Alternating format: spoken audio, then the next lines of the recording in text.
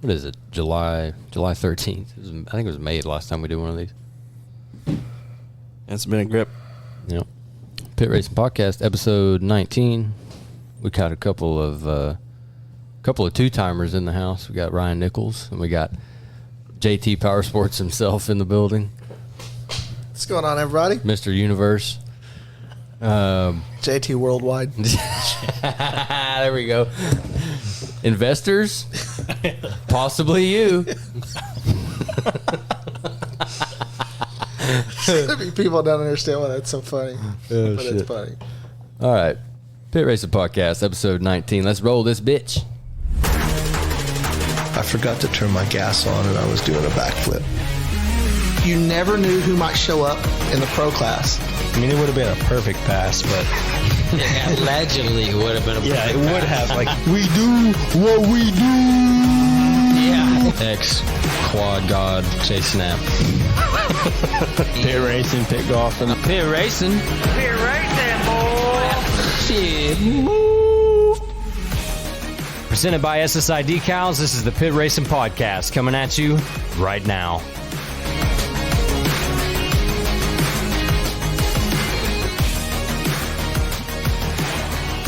Welcome back, everybody, to another episode of the Pit Racing Podcast. It is Wednesday, July 13th, as of this recording. Hope you've missed us, because we missed you. We missed being in the booth. It's good to be back. And it's good to be back with friends. Ryan Nichols, longtime friend of the Pit Racing crew, and Jeremy, also a good friend of the Pit Racing crew. And what's the words I'm looking for? Sort of brought himself into being friends with the Pit Racing crew, because as soon as we put out the first episode of the podcast, he's like, hey, let me come in there. I just like to talk. At the time it was cool, though, because we were like, I wonder if anyone's going to think this is cool. And Jeremy was the first person to be like, yo, dude, this shit's fucking badass. Let me get in there. I'm starting to think since I'm back, nobody else does want to talk to me. So. I can think of some pretty interesting people, but here I am. No, that's on us. We've been slacking. We've been, I know I personally have been busy. I don't know about the other two. But speaking of, why don't we do a 90-second roundup, everybody? How's everybody doing? Chase, let's start with you.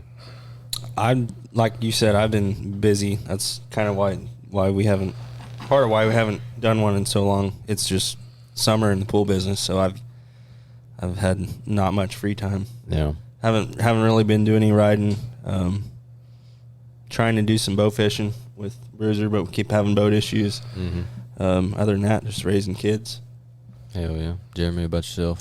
I've been managing to stay busy. You know, we're finally trying to get Del City, get some legs and take off there. I think last time we were here, we hadn't even started breaking ground, and then kind of got a little bit of a harsh winter, and then real wet spring, and then real hot summer. So I think this is the first month we've been open like 3 or 4 weekends in a row. So starting to take off there, and then just home with the kids. Yesterday was my little girl's 6th birthday.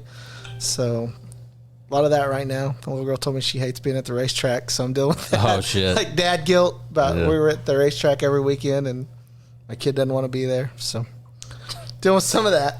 Yeah. Yeah, last time you were here, it was a Pit Racing Podcast exclusive that you were in the works of getting the permits for that place, and now it's fully operational. So like top 5 worst business ideas ever, maybe. I don't know. I mean, really just happenstance. I don't know.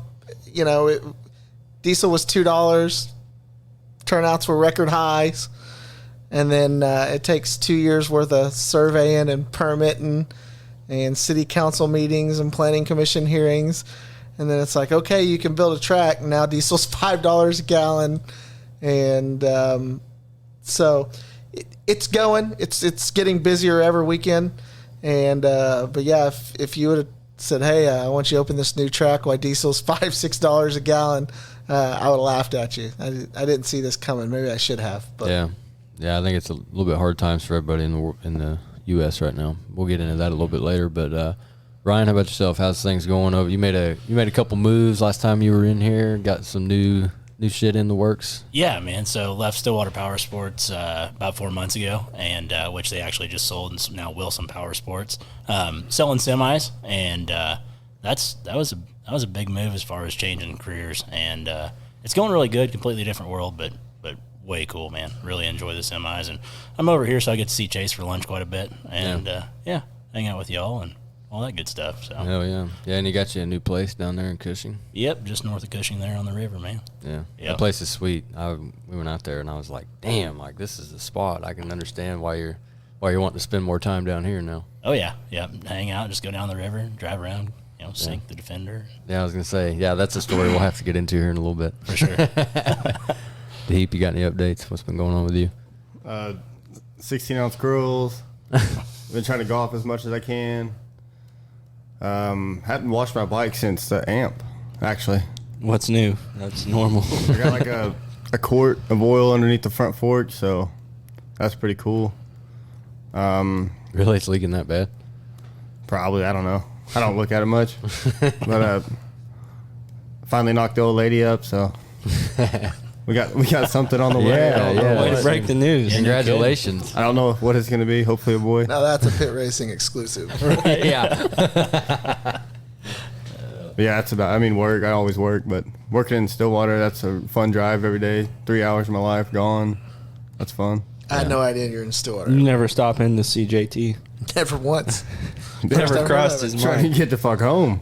Yeah. The mayor Wake up at 5, get home at 5:30. I mean, the mayor's had the same complaint. He's like, you drive through here every day and you don't ever stop by. it's during the week. What do you mean to do? If I stop Shit, boy. if I stop in, I'm gonna have at least 6 beers, and I still got to get home. I mean, Yeah, that's true. It's not gonna happen. I really don't blame you on that deal. 'Cause you know that 6 beer wouldn't. minimum. Yeah, you know that wouldn't be a quick turnaround stopping off at the mayor's place for sure. No, I wouldn't leave the mayor's house. It'd be a shorter drive to work the next morning. That's what I was getting ready to say. Yeah, hey, that's It'd be a long night though too. Long night and early morning. Well, as far as the racing world goes, had 2 cancellations in a row, one due to a rain out and one due to the exact opposite of that. I think we have some varying opinions around the table about whether or not those were good calls, but I don't know. I personally wasn't real been out of shape about Moto City getting canceled. We've talked at length about how it's probably one of my least favorite races of the year to go to for a lot of reasons, and then put it 110 degrees and dry ass track on top of that, and I was perfectly fine with that getting moved later on in the year. But So I'll go a little bit the opposite, and like most people are going to believe, I can't believe you have this opinion since you kind of made a point to race when they canceled. But I believe that you take everybody that can run a race, that wants to run a race, and you race on all the tracks, and then that's your true state championship. So first of all, my place ain't perfect, so I'm not in a position to talk about anybody else's racetrack. Yeah. Right? I think we do a good job moving the races along.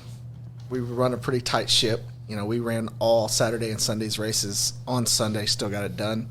So we've got our strengths and weaknesses too.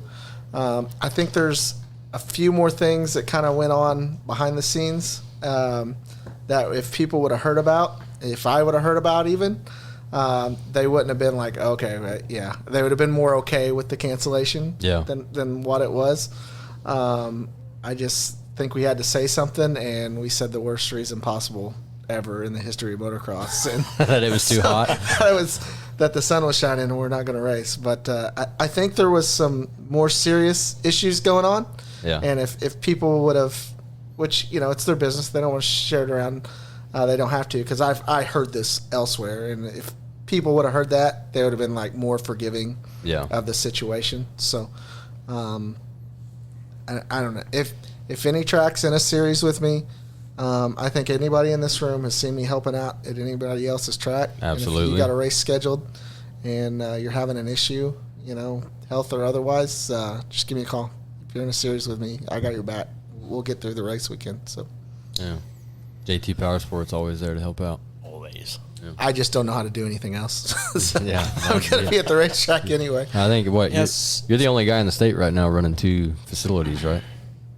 That just makes me twice as dumb as everybody else. Move that mic a little That's a good closer to you point. for Still me. closer? Yeah. So I heard the Ascot race that got canceled. I had heard rumors you were going to help run that because he was having health issues. Is that true? I think it's public knowledge now, so I don't really mind talking about it. But Michael had I think his heart was an AFib basically, and they opened him up and said they were going to basically perform as many bypasses as they could, and they were hoping for a quadruple. And they said all we can really do is patch you back together and do a double. But Michael's doing pretty good, and he's back working on the track every day. I talk to Michael almost every day, and but yeah, we'll be there come August. We'll be lending him a hand any way we can. So hell yeah. Tonight is we are giving away a free dirt bike stand courtesy of Firepower Parts, and the call line is now opened up, and we got them flying in here, so we're gonna go ahead and answer the phone. Looks like we got saw Mr. Bega on there. Adam Church on the line. We got here. Holy hell! Is this Pit Racing? This is Pit Racing. So that's Eli Church. I've always told this story. It says Adam on caller ID. Eli, what's going on, boy? Yeah, I go by Eli. So when Eli decides he's going to crash, I swear to God, he just sticks his chin out and takes it right on the chin. Every time Eli Church crashes, it goes as bad as possible. Is that Jeremy? That is Jeremy. Oh, God. What's up, brother, man? What's going on, buddy? Oh, not a lot, dude. Just finishing up some dinner. Hey, are we... last time I heard you guys were going to talk about some crash... some diggers you guys have taken. I'm talking about the injury pod. Yeah, the injury pod. Yes, injury pod. Well, dude, I wanted to call in because, and I think I sent you guys a picture of my arm in 2016, where I took a pretty good digger at OMC. Did you guys get that picture? I have a hard time believing that because every time I've seen him wreck, he just sticks his chin out. I don't know if we got that. Did you send it? Where'd you send it to? Honestly, I think I might have. I sent it through Facebook. To the Pit Racing page or what? I think so. Yeah. I want to say I saw it. It was a while back, like a month ago, or either that or so. Chase. Yeah, dude. So that was the night. So that was the night I found out that I can't see very well at night, whether the lights are on or not. So, like coming right out of the gate, it used to like S a little bit, and there was a right-hand sweeper, and instead of going to their big-ass tabletop that they do now, it curved hard right, and there was like some rolling whoops, and I was tripling in to them and then kind of like skipping the rest of them out. Well, that night, I was chasing Jett Wilson, and I guess I just, caught a kicker in one of them and, jumped over the bars. And I thought I got away from the bike clean, but the bike came and like tagged me right in the arm, right in the bicep. And in that picture, you can totally see where the end of the handlebar went into my arm, and then there's a huge like gash in my arm where the clutch lever like took a chunk of meat out, and it's gnarly. It was gnarly. Like So Jett Wilson's dad came, and I was like laying in a pool of my own blood, and started seeing black and white. I was losing a lot of blood, and Jett Wilson's dad like put a tourniquet on me, and he thought it was like a compound break. But whenever the ambulance got there, they're like, "Dude, you're in luck. The bone is okay. It was your handlebar that got you." Oh, Jesus Christ! Oh wow! I was gonna go to we just regionals. We just found this on the Facebook page. Yeah, that's gnarly. Holy hell! That's a hole. Every crash he's ever had has gone as bad as possible. And this was 2016. You said? 2016. I was about to go to Lake Region for regional, and I was out there practicing and caught a bad edge, and it just threw the bike over my head. I'm like, what the fuck hit me? God.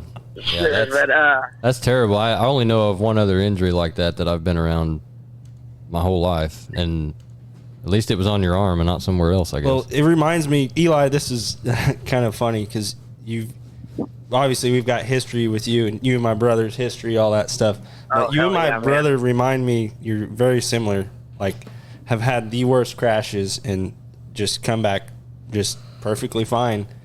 But my brother had foot peg go through his rib cage, basically. I mean, he had a hole just like that inside of his ribs, punctured his lung, and that's what that reminds me of. But I hate looking at that. Yeah, I'm looking the other Wilson type deal, huh? Yeah, it was rough. Well, hey, Eli, we got some other people calling in, but we appreciate you calling, brother. Yeah, man. Yeah. I'll talk to you guys later. Yeah, when we have the full injury pod, we'll get you back on here and get back into that story a little bit. Yeah, we know you got more injuries on the list. Oh, dude, I've got endless, bro. All right, man. I'll talk to you guys later. All right, we'll holler at you, Eli.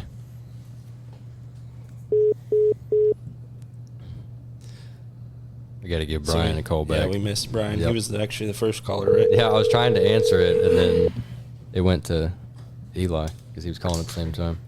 Hello? Is this Brian Bega? This is Tim. What's going on, man? What's up, man? You're on the Pit Racing Podcast. Kansas is Oh, heck yeah. I tried calling you guys a second ago, but I didn't get through, and I didn't want to just sit there and let it ring for an hour. Yeah, we had two people calling at the same time, so. But Heck yeah. what's going on, brother? Not much, man. I just wanted to call you guys. I listen to every one of your podcasts. Wanted to call and say what's up, and I race with you guys all the time. Yeah, we appreciate it, man. Where you been at? I haven't seen you at the last couple races. I've just been busy. I've got these two little kids. Hold on, Deegan Rose. Yeah, it sounds like it. I know the that's feeling. The thing. My wife's out picking my son up right now, and my daughter hasn't left me alone. So, yeah, that's it. Just being busy. How's Kansas motocross going this year? Most of the rest of the rounds will be at. You'll be at most of the rest of them, you said? The rest of the rounds for sure. We'll definitely get Palm City one, and we'll kind of see how it goes. But yeah, hell yeah. How's Kansas Moto going? That's what Jeremy Thomas wants to know. You what? I said, how's Kansas motocross going? That's what Jeremy Thomas wants to know. Well, that's the thing, man. I don't race a lot of Kansas stuff. I just the most racing I do is when you guys see me around the Oklahoma area. Just not a lot of I want to say competition around Kansas. It's just not. The classes aren't as competitive as they are in Oklahoma, and the tracks are more fun in Oklahoma. It's it's a blast coming down there and racing with all you guys. I got to give the Kansas series some credit. I've always felt like when I go to a Kansas race, like the vibe's a little different up there, where it's like everybody's in this together, and then sometimes here it feels like it's the riders versus the promoters. But I go up there and it's just like everybody's just doing everything to help it. It's a little more cutthroat here, a little more laid back there. I happen to like going to the Kansas races. Oh, and I definitely do not have a problem with them. I just grew up racing here. These are the only tracks I rode for like the entire 10, 15 years that I raced as like a younger kid. So now that I'm older and I can take myself places, man, I go to Oklahoma, Texas, do a lot of Iowa, just whatever, wherever we can go that there's a new track or just competitions there, something. That's kind of what we look for now when we go race at this older age in life. Hey, I'm kind of the same way. Like on the rare occasion I do ride, it's like, okay, I want to go somewhere, a race I've never been to or a track I've never been to.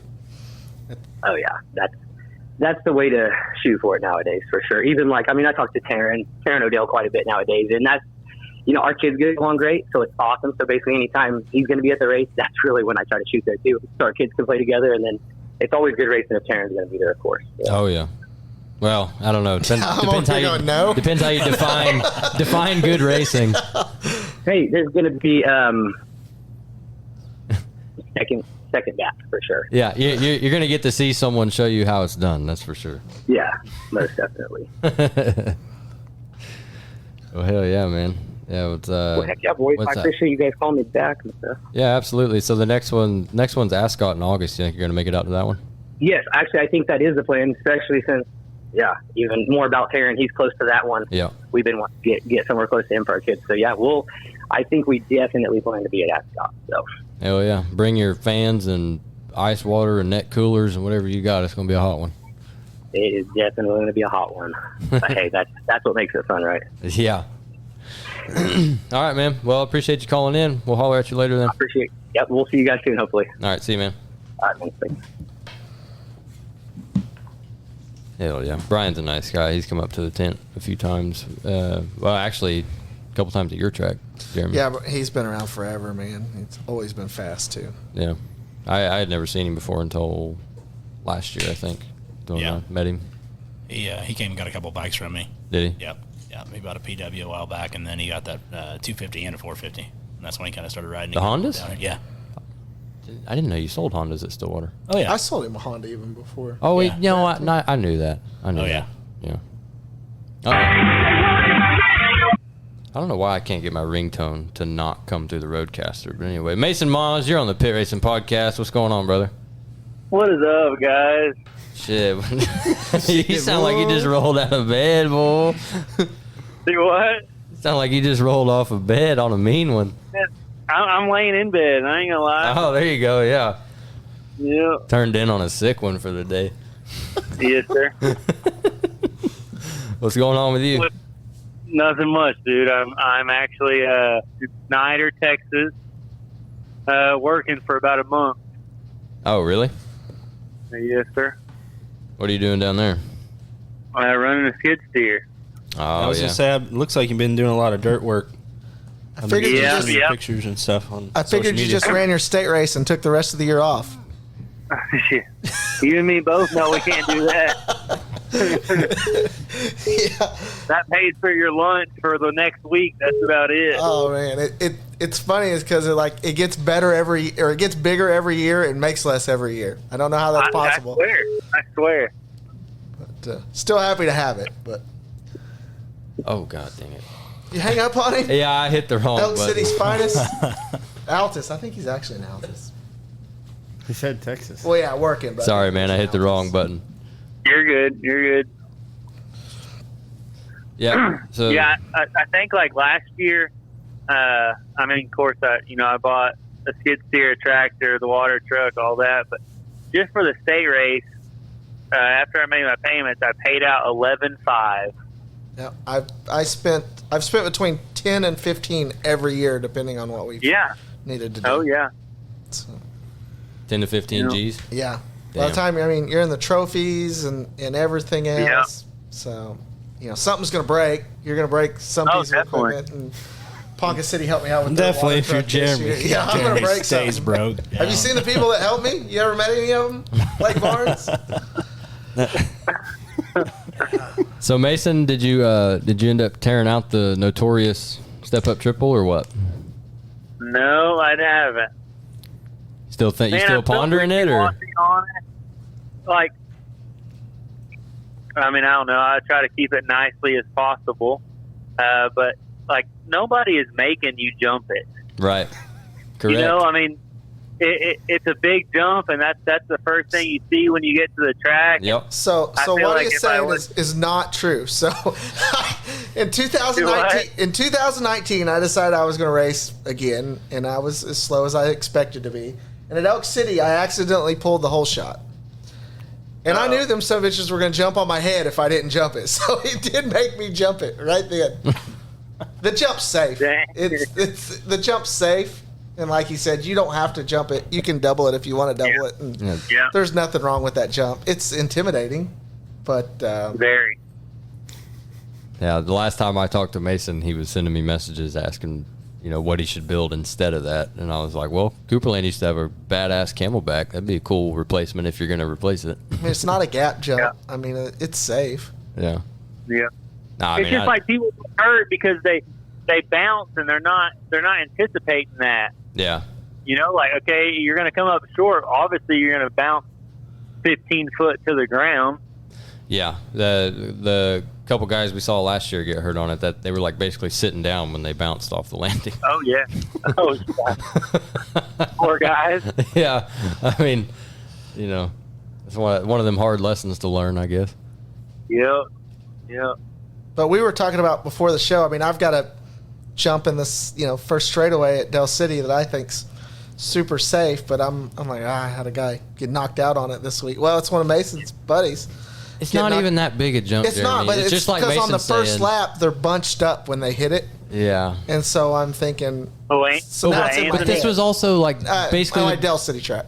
it was also basically the beginner class. I know it was open outlaw, but it was mostly D riders in open outlaw, Okay, Right? fair enough. right? Like, But as a track owner, when you go out there and scrape somebody up, the first thing you think I know. is Yeah. like, could I have done something to prevent that? Yeah, I know. Like that's always going to be in your head, whether there's anything wrong with it or not. Yeah, I get it. But I don't know. I agree with Mason on your philosophy on that deal. It's no one makes you hit it, so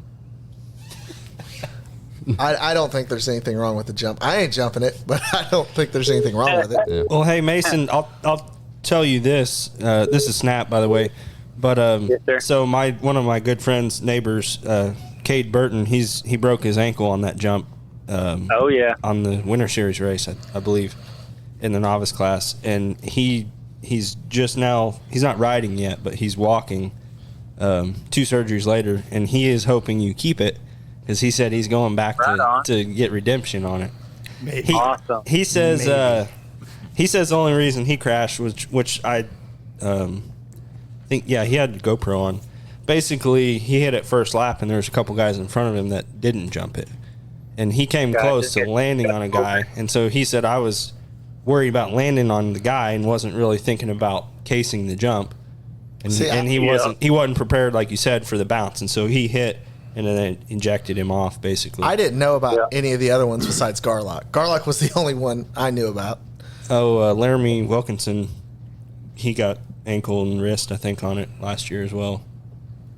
He's from here, Tulsa. Yeah, I know area. Laramie. So, like, y'all think, like, okay, if I was to take it out, is there still going to be people that get hurt? Oh yeah. Yeah, I don't think you should take it out. Like, my opinion, I think you leave it. Like you said, you have the choice, and if you make a choice you have a choice to pull out to try to beat, a car coming, and if you, you know what I'm saying, like. But then again, I don't know. It's a double-edged sword. I hate to bring this up, but I think it was either my first or second year. I had those 2 people get hurt that wasn't even on the track. Mm-hmm. Yeah, it's always the stuff you don't think about. Yeah. And I hate that, but I think if somebody's gonna get hurt, they're gonna get hurt. Glenn Long's little boy got hurt playing in a mud hole at my state race, and he had a cut on his foot. And they woke up the next morning, and it was all swollen up. And they took him to the hospital. And the hospital metaflighting him out of there to OU Children's, playing in a mud hole, and he got an infection in his foot. So, I mean, you do as much as you can. Yeah, It just seems like it's always something you would never think of. Definitely. Well, I'll tell you what, Mason. Chris, I haven't. Go ahead. I was just gonna say we got a bunch of people trying to call on top of you here, so You're good. yeah, we'll have to get you back on here on another episode so we can talk to you a little bit more. We'll see you, buddy. Y'all have fun. All right, we'll see you. Let's see, we had 3 calls while Mason was on the line here. I think I saw Brunk, Jason Brunk. Yep.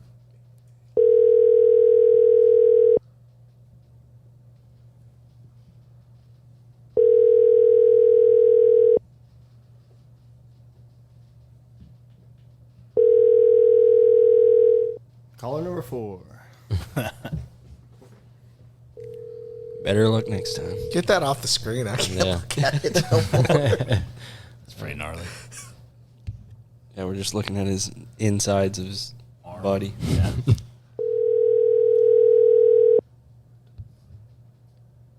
So who'd we miss there? First one caller ID said Katie Brown, but they didn't answer. This is Brunk. We're calling back here. No, he's not going to answer.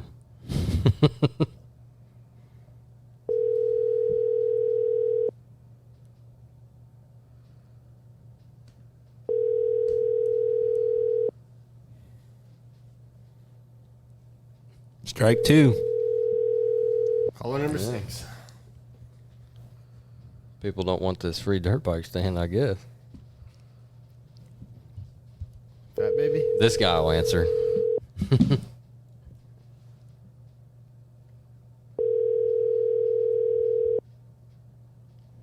Yeah, sorry, everybody, for making you listen to this dial tone for 10 minutes.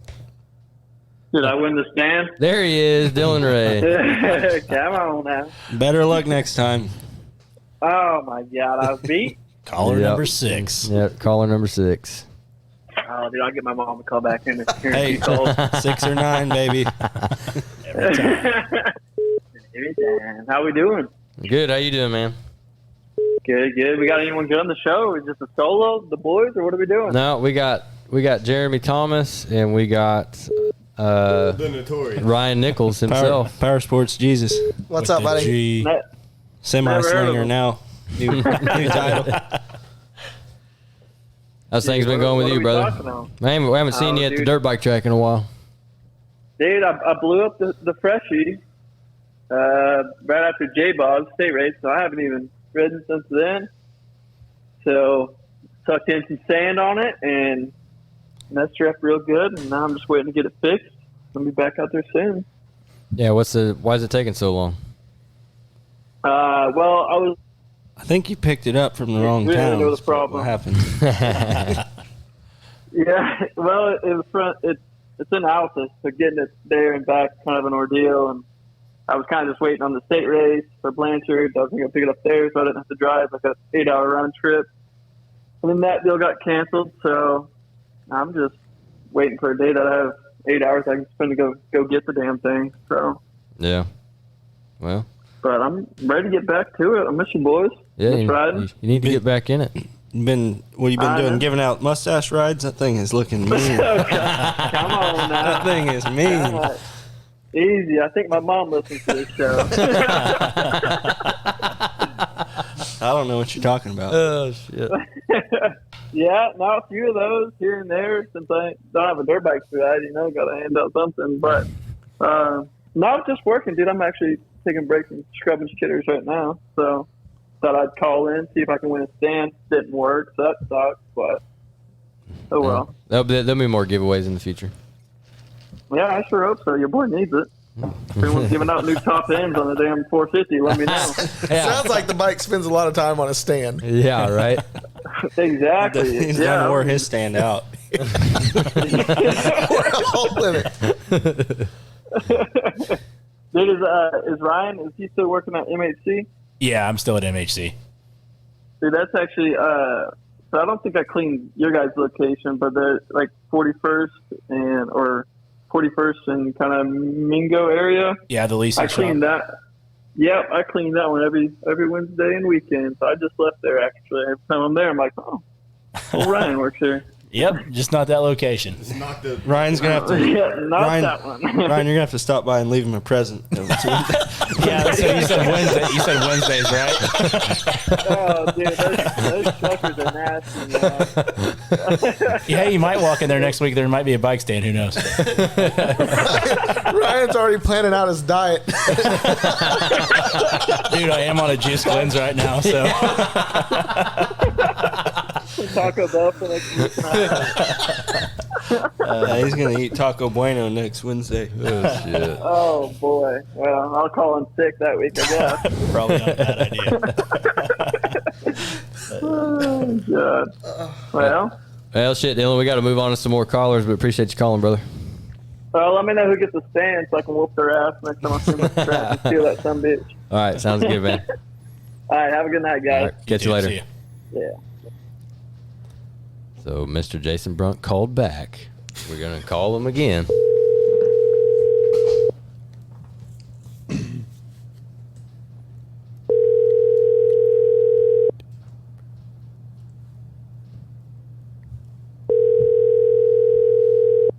Where does Brunk live? Stratford or something?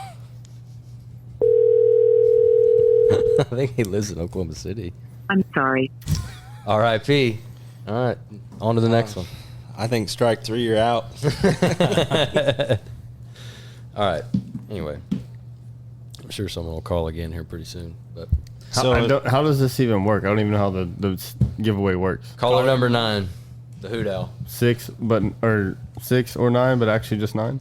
Just Yep. 9. Just 9. Dylan was 6, but yeah, caller 9 is the winner. I saw some. Did we finally get him on the line this time? From the get-go. There he is. Yeah. Okay.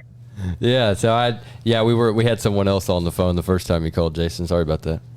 Yeah. The next 2 times, I just couldn't hear anything that you had to say. Oh shit. My bad. All right. Yeah. What's going on, bro? Oh, not a lot. I just thought I'd call in. Yeah. Hell yeah. You've been While doing, you guys were taking callers. been doing any riding? Yeah. Been trying to ride on the weekends for the last few weeks, but I took a while off and did some mountain bike riding. Hell yeah. And been going to Bentonville, Arkansas a lot. Yeah. Hell yeah. I've been meaning to get out there. I see a couple buddies go out there quite a bit. They always post videos and stuff. It looks like a lot of fun. It's unbelievable. Me and Ryan were actually talking about it on the way over here. Yeah. Yeah. By the way, we got Jeremy Thomas and Ryan Nichols in the room. Oh, hey guys. What's going on? Yeah, it's totally different world. But the whole town is mountain bike. Like you can't have that on a dirt bike where you're just riding dirt bikes all over town. But the whole town is based on cycling, and everybody knows that you pretty much have the right of way because that's. It's not even just Bentonville. It's Rogers. It's all those other little towns around. We went 5 weekends in a row. So and that's not the first time that we went. So we started to go further out into Rogers. We did Hobbs. Hobbs was really cool. We still haven't been to Leatherwood, the downhill park. That's probably the next place. But Kohler Mountain's really cool. Slaughter Pen, all the stuff over there. It's really fun.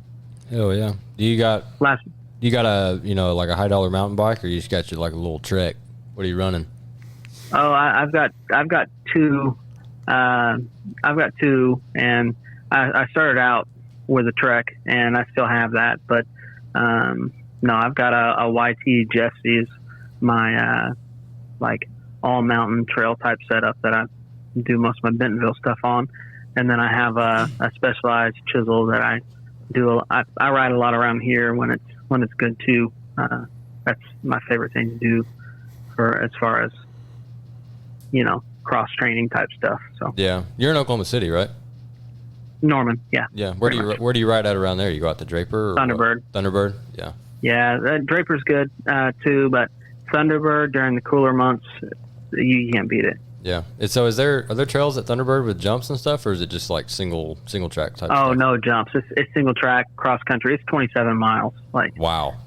Of course, it's different loops. You don't have to ride the whole thing if you don't want to, but Yeah. yeah, it's some of the better trail that I've seen though, as far as cross country goes, because it flows really well when the dirt's right. Right now, it's Tick City, but Yeah. Yeah, I was after I bought a Trek a couple years ago, and I was reading about going out there, and I saw some people say like, basically don't go out this time of year because it's bugs and sandy. It's kind of rough. oh yeah, I mean I've sprayed myself down with everything imaginable, and still 20 plus, and if you don't do that, you might get hundreds. Yeah. So That's crazy because you're moving the whole time. Must be thick out there. yeah, and well, last time I went, I got to fall in the sand a few times, so that's probably where I picked up most of the ticks. But the sand pits get very, very big during the summer. So Yeah. Hell yeah. you guys been riding at all? I went down to Jeremy's new place in Del City last weekend. He had a little, sort of a substitute race after Moto City got canceled. Yeah. And, that was a good time. But then the other 2 boys here hadn't been doing much riding. We've all been really busy lately, just, doing normal life stuff. So, Yeah. Yeah, I haven't rode since the last state race. So keeping the streak alive of just racing, no practicing. So were we the last state race? Has there even been one since ours? no. Yeah, Stillwater was the last one. Yeah, I don't think I rode for 4 weekends after the last state race. Yeah. Like it, I don't know. I mean, some of it was rain, Right. and now it's no rain, but Yeah. now it's hot. But Right. Yeah, we're old and like to bitch about conditions. That's what Jeremy was on a rant about on Facebook the other day. Was I? I don't even remember that. What did I say? What? I say a lot of stuff. Doesn't mean a minute on it. Something about people canceling their races. I don't know. Oh, because the sun was shining? I don't know. I like you. I guess they can't listen to this live, but we went over some things, and I think there's some things kind of going on there behind the scenes that if they would have just said what they were, I don't think people would be near as upset.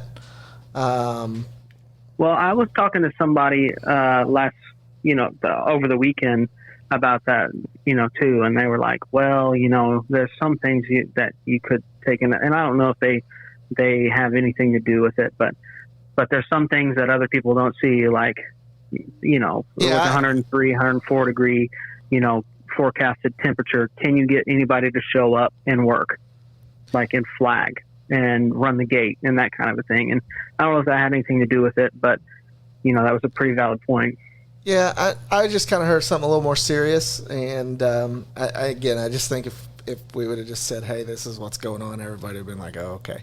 So, gotcha. I don't know. I don't really know. I haven't heard of anybody being super upset. Then again, I don't go real deep into the Facebook forums, but I mean, were you upset by it, Jason? I wasn't real upset about it, given that it was forecasted to be 105.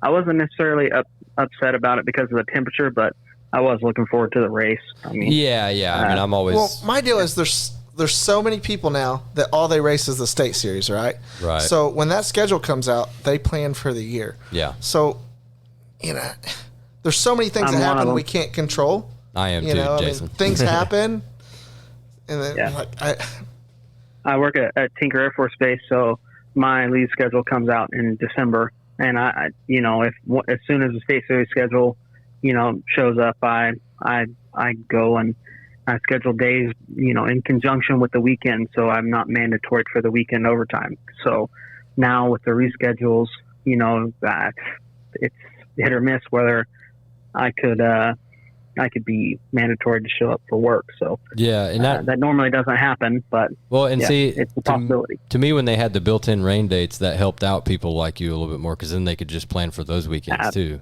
Absolutely. And last year they had them and they didn't use them, and I had also scheduled for those, so that was a pain in the ass for me too. So I think that's what happened this year is they said that let's not even put one out there, because I just remember there being some discussion. I don't remember every detail of it, but I remember them saying, yeah, we had one last year and we didn't use it, so let's just say we'll make it up when we can this year. Yeah. And because it seems like every time it used to be the rule that you make it up next weekend, whenever that was.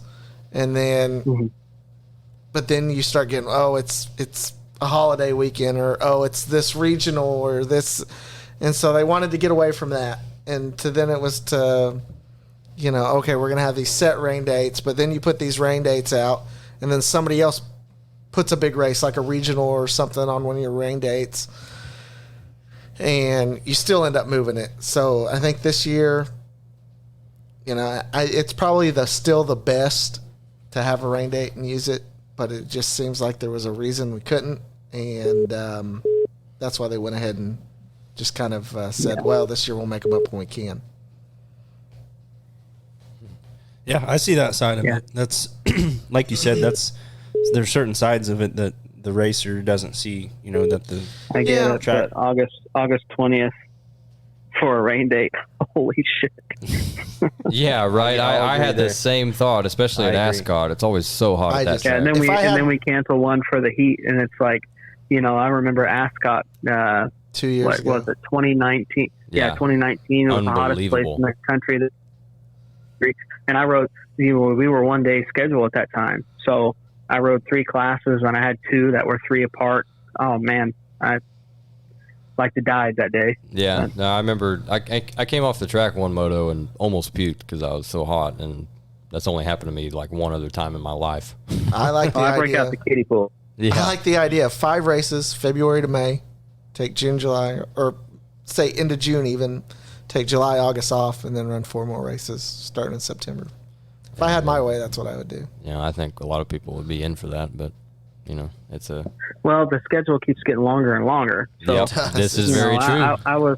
I wasn't really necessarily in support of the 9th round without getting rid, another round without getting rid of another one. Yeah. Because the longer you draw on the season, in my opinion, the less likely it is that people compete for the whole thing. Yep. We're going to deal with that this year too. Now that it's been so long since we've had a race, people are going to go start something else, and they're going to lose interest. Yep. And people have been going to the lake. Like by the time we have another race now, people have been going to the lake for 2 months, and they're like, "What the heck? I don't want to do that." Yeah. So. Yeah, we agree. It's always tough at the end, no matter if you've got one of those in races, no matter what. And so when things like this kind of happen, it really affects it. Yeah. Yeah. Well, I tell you what, Jason, we got a couple other people calling, but I appreciate you calling in. We'll have to get you in here for a full episode one of these days. Hey, that sounds good. I was supposed to do one before, but everything didn't work out. It kind of had to rain out. Yep. Yeah, we'll get you into the studio and do it for real next time. All right, sounds good. All right, sounds good, man. We'll see you. See ya. Got a missed call.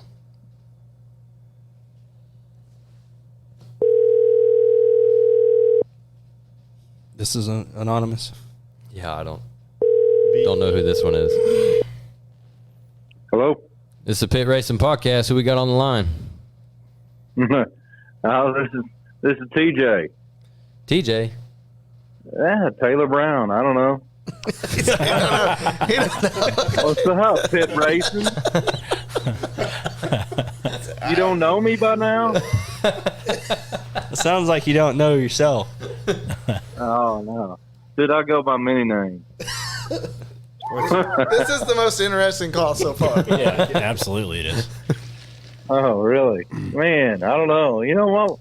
My wife sent me a message that said, call them, dude. They're giving away a stand for a bike. I could always use one of those. Yeah, and if you tell us your real name, we might give you some good news. Taylor Brown. That's my real name. They're all looking at each other like, is this guy lying to us? I got. Well, I've been told many times. I got 2 last names, right? Yeah. Yeah. Okay. Yeah. No, I'm just trying to think if we know you. Like the name sounds familiar, but I can't put a face to a name. I met no, I talked to Chase. I talked to Chase. I think they're out there at Janderberg's or whatever. Okay. Janderberg's, J-Bob's. J-Bob's. Track with many names. Dude, I took my boy out there to ride a couple of weeks ago. It was first thing in the morning, and I get there and he's like, man, he said, I got good news and I got bad news. He said the track is prepped, but the water truck's down. Dude, to go out there and there's like 4 inches of straight up dust on top of this thing. There's no traction at all. He's sliding around all. This is bull. Where did you say this was at? Huh? Where did you say this was at? At Janderberg's. Oh. Yeah. Is your son Riker?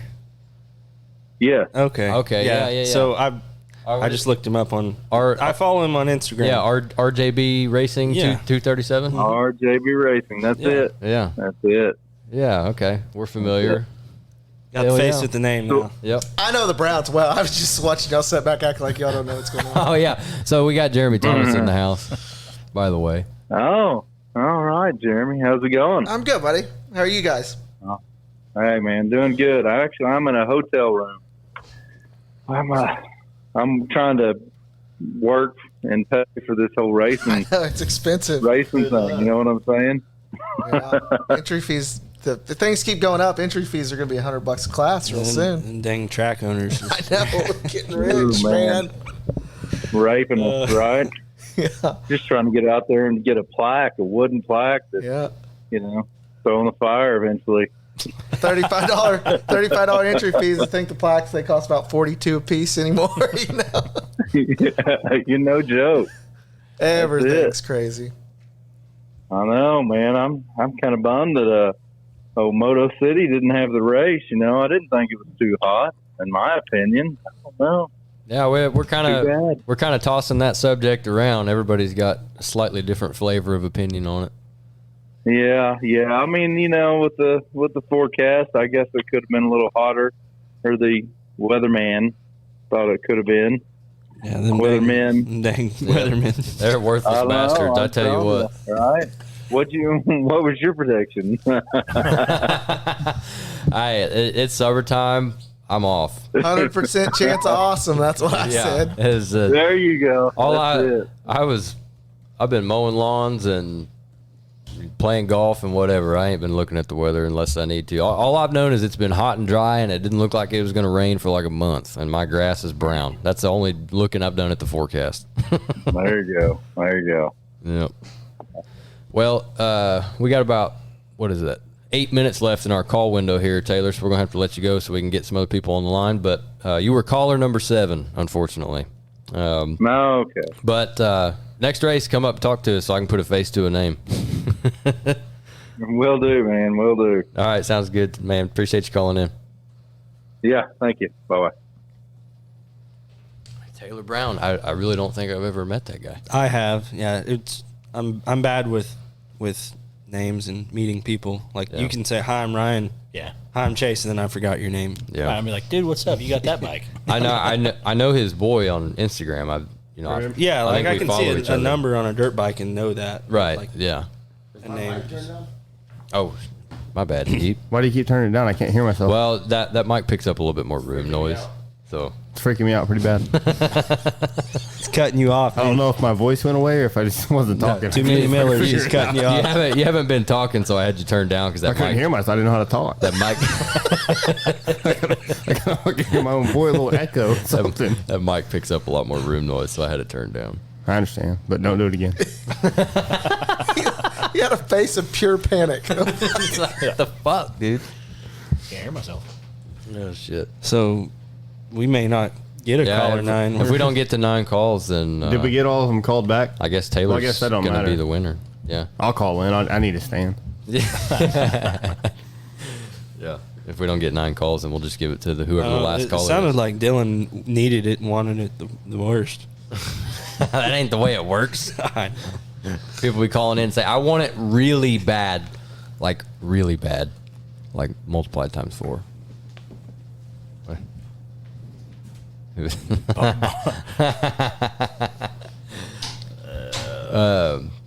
Shit, I was gonna say, I seen this freaking nerd today when we were headed back from mowing. He had a sticker on the back of his car. It was the square root of 1,472 or something like that. And when you take the square root of that number, it comes out to 69. Super nerd. Sounds like a new tattoo for you. Because you do have an equation on your chest, right? I got a few of them. I do. Yeah. Or your rib cage, I guess. Yeah. That's one way to cheat on a test. Right. Everyone always says that. I'm like, what am I? I'm fucking lifting up my shirt, looking at this upside down Greek lettering on the side of my fucking wrist. Oh boy. We knew it was a matter of time. Shit, boy. Hey, he didn't even have to hit the button. We got one organic. What's going on, Mr. Mayor? You sound like you're in bed as well. Yeah. You don't go to bed this early. No, drinking Busch Light. The lattes. You don't have to be out of bed for that. Right. Do you got your phone like under your pillow or something? What's going on? You sound all muffled. No, but I knew you'd say something about that. It's just a piece of shit. It's an iPhone 3. iPhone 3G. For a little bit. Jitterbug. And he does live in Wilton. And he has to talk on speaker because he can't hear it. We got Hey, nice talking to y'all today. Bad news. You're not caller 9. Caller number 8. Yep. Well, that's all I'm trying to do is be caller number 9. Better luck next week. He said, fuck y'all, I'm off this thing. See ya. Hey, y'all enjoy your time. I ain't going to hold you up. Shit. Hey, where was you at the other night when we sunk the fucking Defender, Mr. Mayor? Probably hung up somewhere. Yeah. Performing civic duties. That's exactly where he was at. Hung up. Mayor duties. Hard. Yep. Just left us out there. Had to leave the Defender in the river overnight. You know what else was hung up? The fucking Defender. Hard.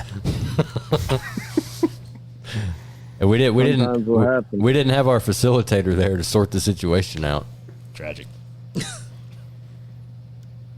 Well, I don't know what to say about the deal.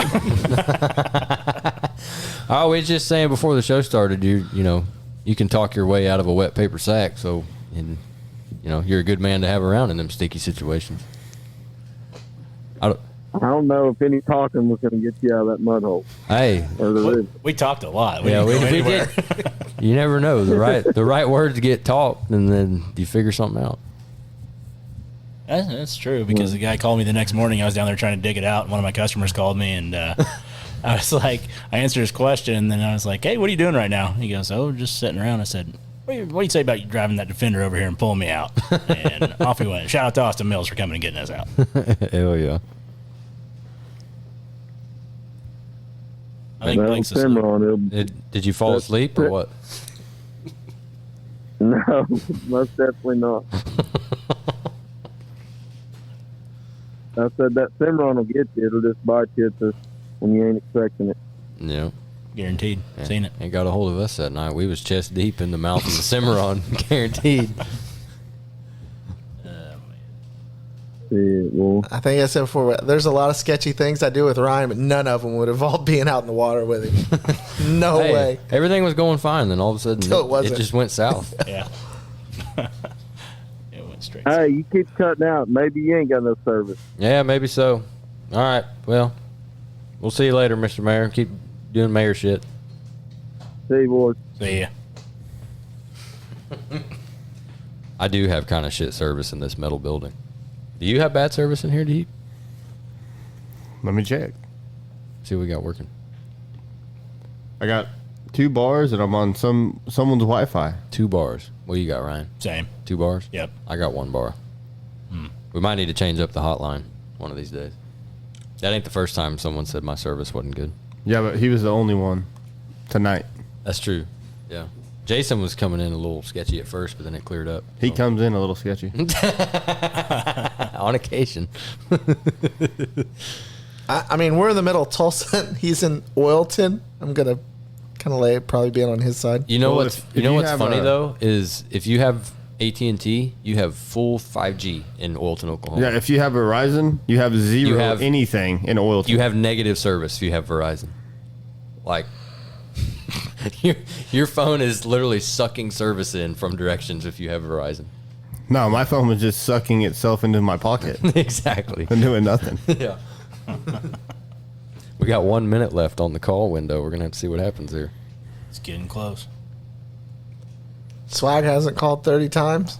I just thought about that. Swag. That's what I'm saying. Where's B Swaggart at? Might be a Dude, he's making so much money down in Texas that he don't need the free stand. You know what I mean? Must. Gotta be. Has to. Chase, everything come out all right? There it is. Oh, they hung up. They almost had a free stand. I don't have that number. They better call back. Oh my God. Brayton. Hello, you're on the Pit Racing Podcast. Hello. Who do we got on here? Thank you. Spank. Oh, what up, Spank? I think that was might have been a rigged system there. Well, Brayton Barnes, a.k.a. Spanky Barnes, you are the proud winner of a free dirt bike stand courtesy of Firepower Parts. I've reviewed the rules. It's legal. I think your dad's going to have to buy you another dirt bike now for that new stand. Yeah. Did I understand what he said? Thank you. Hell yeah, you're welcome, buddy. We'll get it to you next time we see you. Okay. Hey, what color do you want, Brayden? Orange. We just ran out. Yep. Fresh out. Black, blue, or red? Red. Red? All right, you got it. Heck yeah. That stand you had your 65 sitting on under the tent was starting to look a little rough, so that'll be good. Anything else you want to say, Spanky? I think he's sleeping too. Yeah. What? Anything else you wanted to say, Spanky?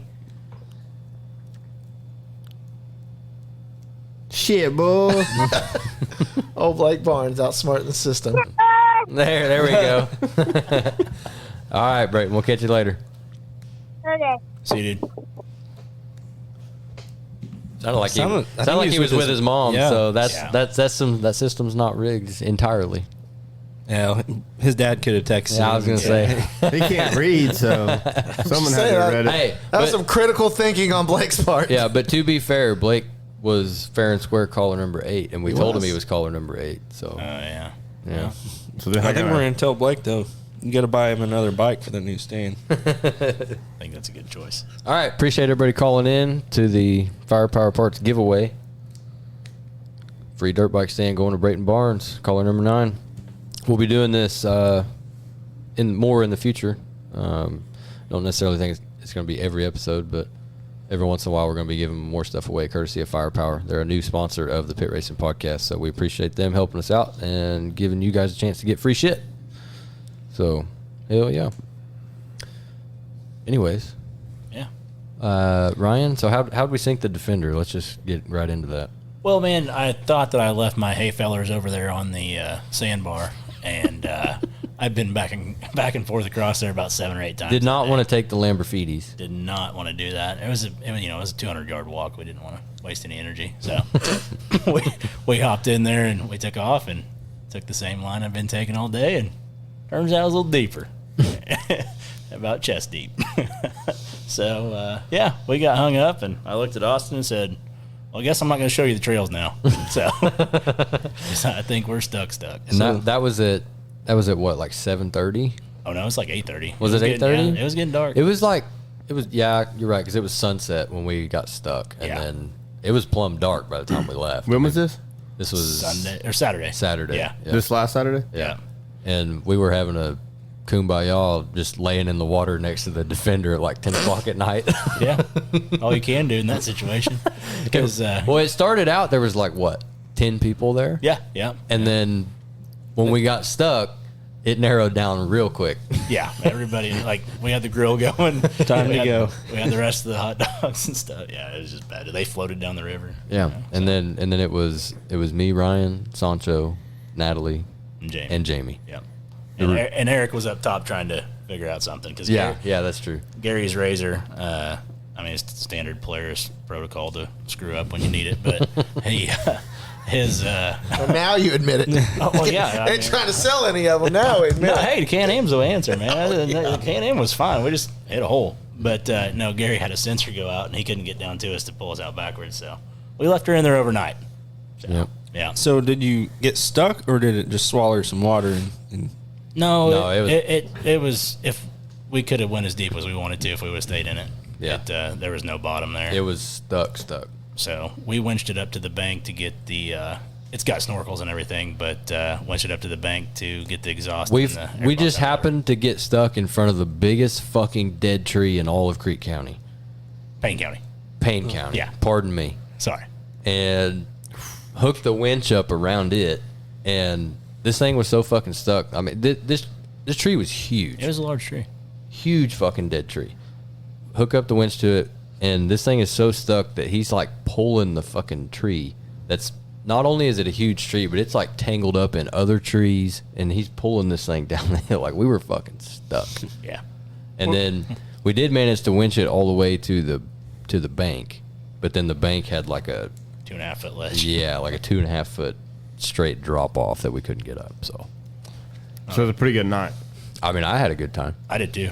All in all, I just like a felt great bad. time. Felt bad for the old Defender having to sleep in the water. Yeah. Yeah. It happens. It does. Hey, Ryan texted me the next day, and he's like, "Glad you came out. Sorry we got stuck. That won't happen next time," or something. And I'm like, "Fuck, I'm in to get her stuck again. I ain't worried about it." I don't want to. I'm in for whatever. Yep. You didn't find no catfish in it next morning and pulled it out, did you? No, I didn't find any catfish. All the hot dogs, they were eating fat that night. They was down the river. Did anybody end up getting them catfish that they caught off the stringer? Yeah, I think Lynn took them home. and- Okay. Yeah, we did catch some catfish earlier than that. Yeah. Fried them up. Things were looking good for a little fish fry that night, and then it all just went to pot. Real quick. In more ways than one. Jeremy, you mentioned something before we got this thing started that you had a hankering that dirt bike racing might be on the road to a downhill in the near term. You want to expand your thoughts on that into the microphone? Yeah, I mean, so it's to be fair, it's not just dirt bike racing. I mean, we hear it every day when you watch something, they're talking about recession and everything, and just the word alone tends to scare people into staying home and everything. And we've kind of seen one track close down here lately, and I talk to track owners. People call me, and there's bigger tracks that even talked about ideas of time to get out of it, maybe, and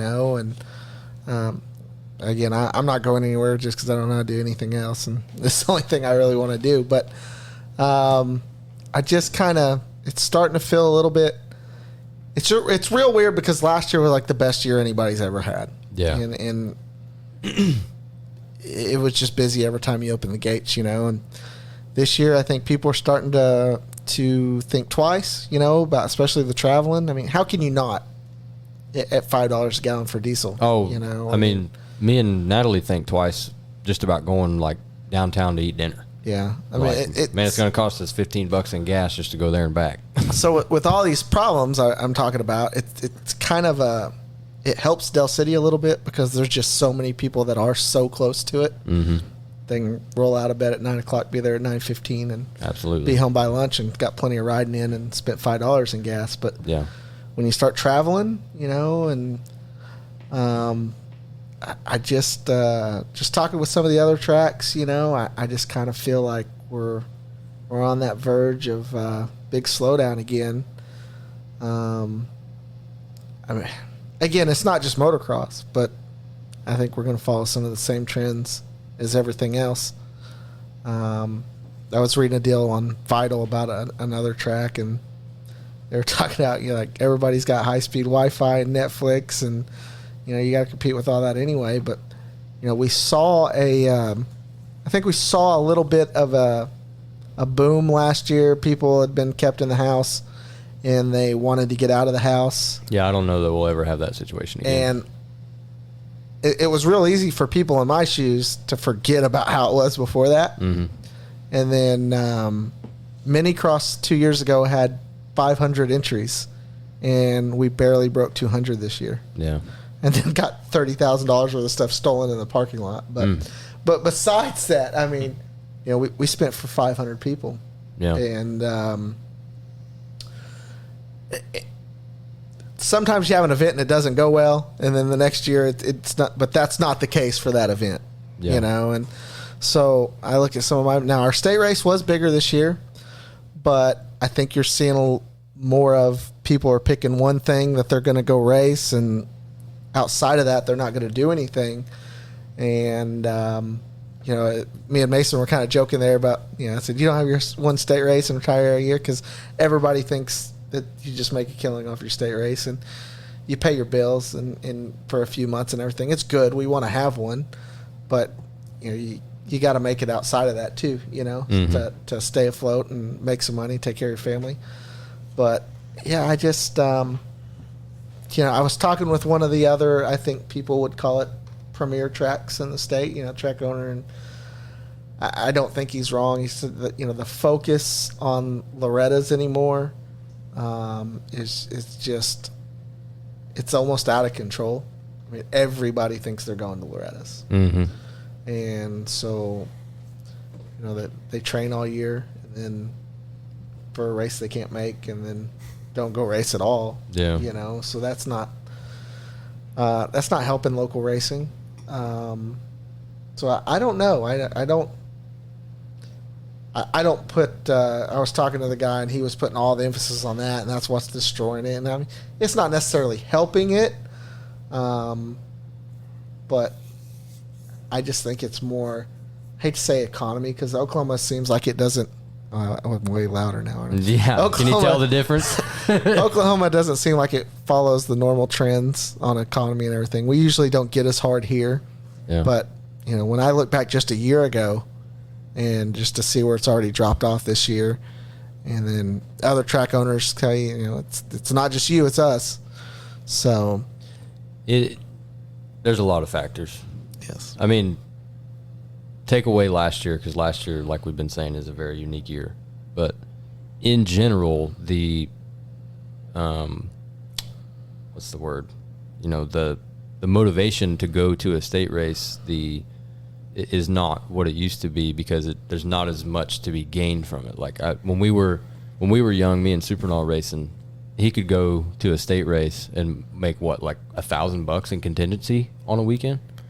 500, 750. Yeah. On an 80. And on an 85, and back then a Kawasaki was just a Visa card. You could spend that money on whatever. It's not like KTM where you have to buy parts. And, a decent amount of manufacturers still do a contingency program, but it's not near as good as it used to be. It's not as good. And if I had to be totally honest, we're probably not doing as good a job as getting the word out about it. Yeah. I couldn't tell you how to get signed up for it or how to collect your money, and I have a race. Yeah. I know different races play from different manufacturers. It's never even been said to me what manufacturers paid at my race. Yeah. I mean, it's not going to draw everybody out because, it's just a few people. Yeah, it's the top 3 in every class that are going to make money. But, like, I know last year, for example, aside from the fact that I wanted to try to win a championship, like, it was a huge motivator for me to go and win a race. We're like, shit, I just made $150 to buy oil and, sprockets, chains, whatever.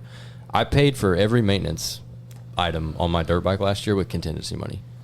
And that was made at 1 round of the Texas Winter Series, and then I think like 4 rounds of the state championship. And that was a big motivator for me to keep going to those races, because it was, even if the championship wasn't on the line, it was like, hey, well, if I go and get a top 3, I can make some money. So there's a big thread kind of going around, local racing is dead on Vital, that I've been reading. It's been going all week. And one of the things that's said that scares me, that I don't think there's a fix for, and I know everybody's saying this, the days are too long, and, it's too many classes, we spend too much sitting around. And I'm like, what you're telling us is you don't want to be at the racetrack.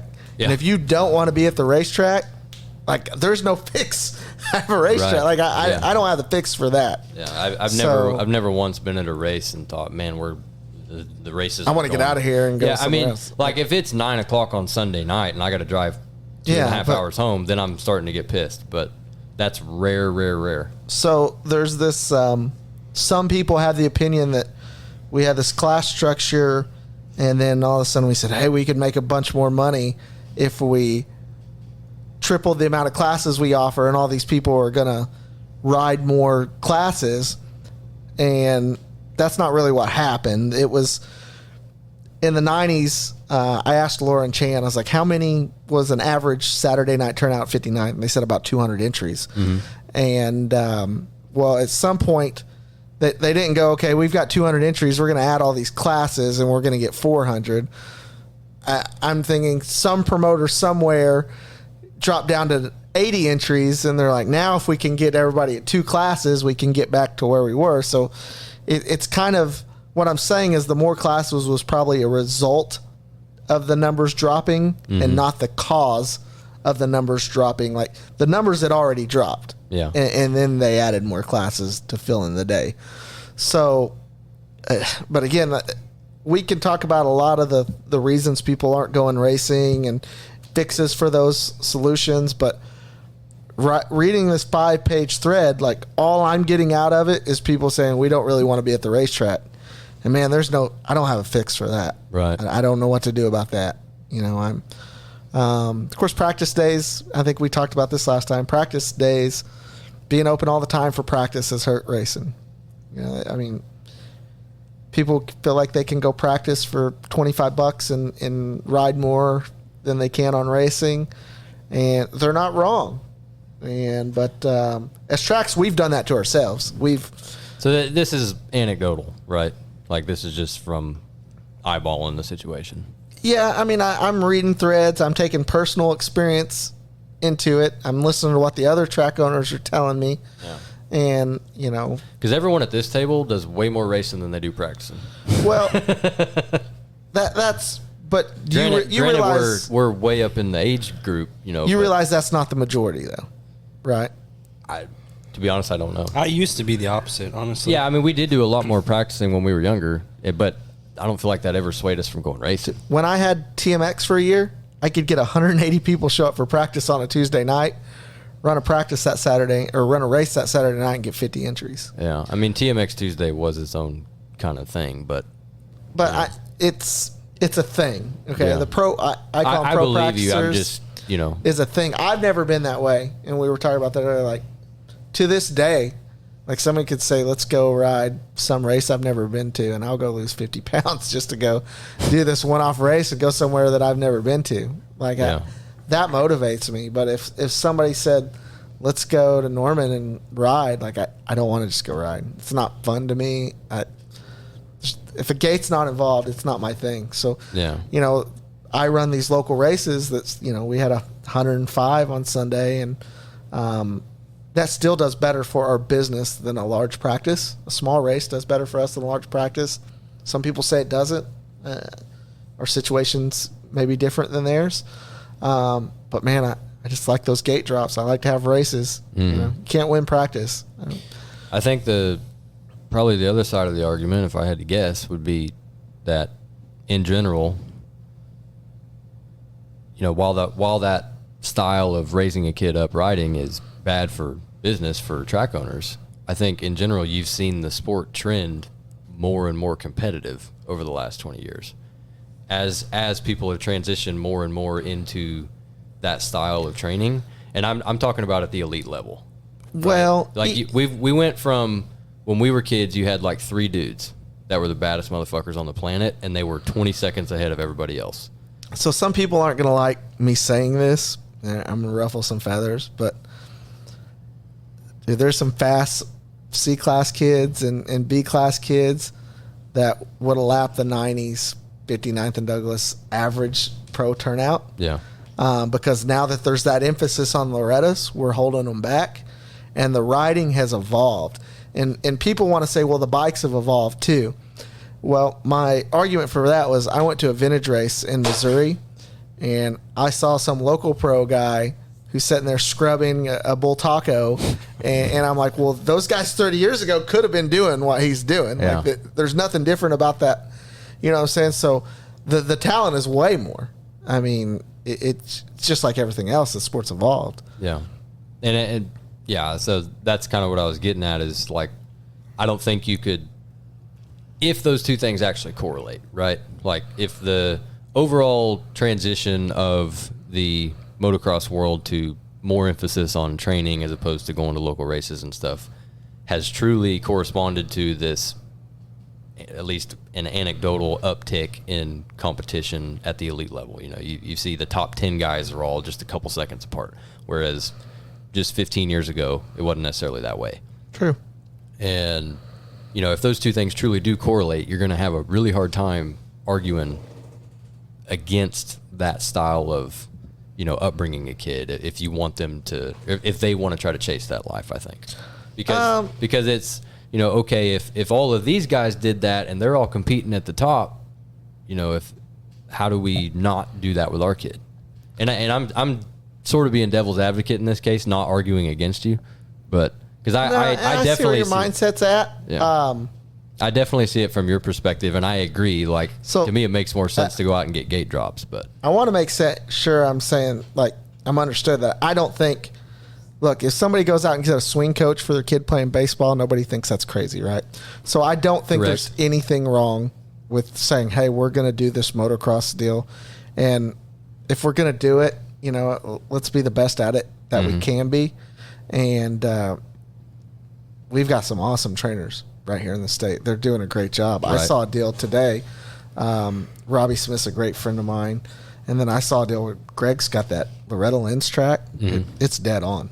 I saw the drone video. It's it was sweet. dead on. Yeah. You know, Replica? so Yeah. It looks really good. and those guys, they're an emphasis also. All the local trainer guys are real big emphasis on go get your gate drops. You can't replace those. Yeah. And then I'm also a big deal. A guy that's grown up racing motorcycles his whole life, put his whole life behind it, and they want to make a living out of motorcycles outside of racing. I'm good with that on however they have to do it. Yeah. You know, so, but I do, I mean, we can go to almost any training facility and you're not seeing any of those kids at the races normally on the weekends. Yeah. I mean, you're right, though. Like, Robbie Smith puts a big emphasis on we need to go to the races. Yes, he does. You know, anytime you see him at the races, you know, you ask him, like, what's up, man? What you doing? And he's like, I'm out here watching these kids. You know, we got to get out here and get these gate drops. Yeah. You know, so Yeah. I think we're kind of the outlier on some of that. I mean, I think we do. I think the guys we got doing it here are doing a really good job with it. But, I mean, I still see it. You know, like you've got these kids, you see them racing at all the local tracks and everything. And then once they start the training, we never see them again until you see their name. Yeah. Qualifier. Right. I mean, deal. Adler Cottle is someone who, like, is really, really fast, and you don't hardly ever see him at a local race. Yeah. But the thing is, he shows up to nationals and kicks ass. Well, again, and I talk about outliers. Kate Nightingale's another one. Right. But these are two of the 200. Correct. They're outliers. Right. That are the outliers. You know. So, and I'm not saying they're wrong for doing that. I'm just saying the game has changed. Yeah. And so the local racing is just not going to be what it was. Used to be. At least not in this era. Yeah. You know, it's every time I think I have it figured out, it changes. So, and you know, it doesn't make a whole lot of sense, you know, if it's for the majority of people, in my opinion, because you think about, get into pit golfing here for a second, like professional golfers, they don't spend every day, while they spend a lot of time on the range, like they still play 18 holes of golf, you know, a couple times a week, if not more. Well, how many players do they take at a major? 50? Like 67, 68. We got 40 guys. That's what. Well, I guess on an outdoor that's what makes 80. the cut. There's like 144 there. Yeah. But then after day 2, it gets cut down to like 68. So it'd be like an outdoor national where there's 80, 90 riders and 40 make it to the motos. Yeah, that's pretty much exactly what it is. The big difference is there's 5 guys in each class in the 250 and 450. They're making money. Yeah.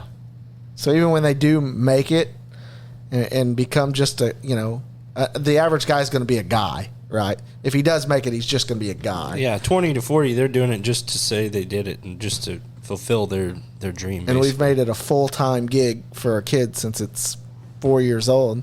Mm-hmm. And you know, I've heard Robbie tell these guys, like, dude, if this is why you're doing it, you know, we need to be doing something else. There's a lot of things your kids can learn from motocross. And it's very unlikely that racing for a living is one of them. Mm-hmm. And that's okay.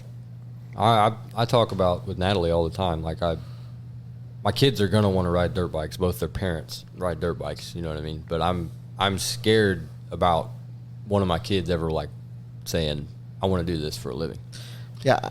Because I'm like, I would be willing to pursue it with them if that's what they truly want to chase, but I'm just like, fuck. You'd sell the house to get a semi. 13 I would. bikes. I would. No, I'm not would. saying I wouldn't, but it's just like, God damn, like this kid, there's a 99% chance it doesn't pan out, and then he's gonna spend the rest of his life thinking about what could have been, you know. Yeah, but then again, there's another way you can look at it. Like, I mean, you can look at it as like, if you want your kid is into football and you want him to be Tom Brady, or he wants to be, he's not going to get there just by going and being on a football team. You're right. He's going to have to be training, doing, you know, everything possible to be the best athlete. Yeah. And there's a 1% chance that he's it's probably 1% of the guy. It's probably 1% make it to the NCAA Division I, and then probably 1% of those guys make it, right? Yeah, exactly. So there's different ways you can look at it. I know in the in the motocross, it's kind of getting a little different with some people.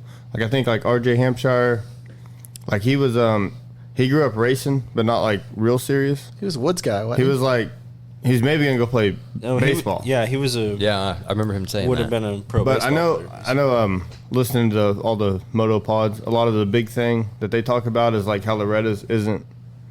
Loretta's a huge deal to win, but it doesn't really mean anything. And I used to not believe that, but I really do believe that now.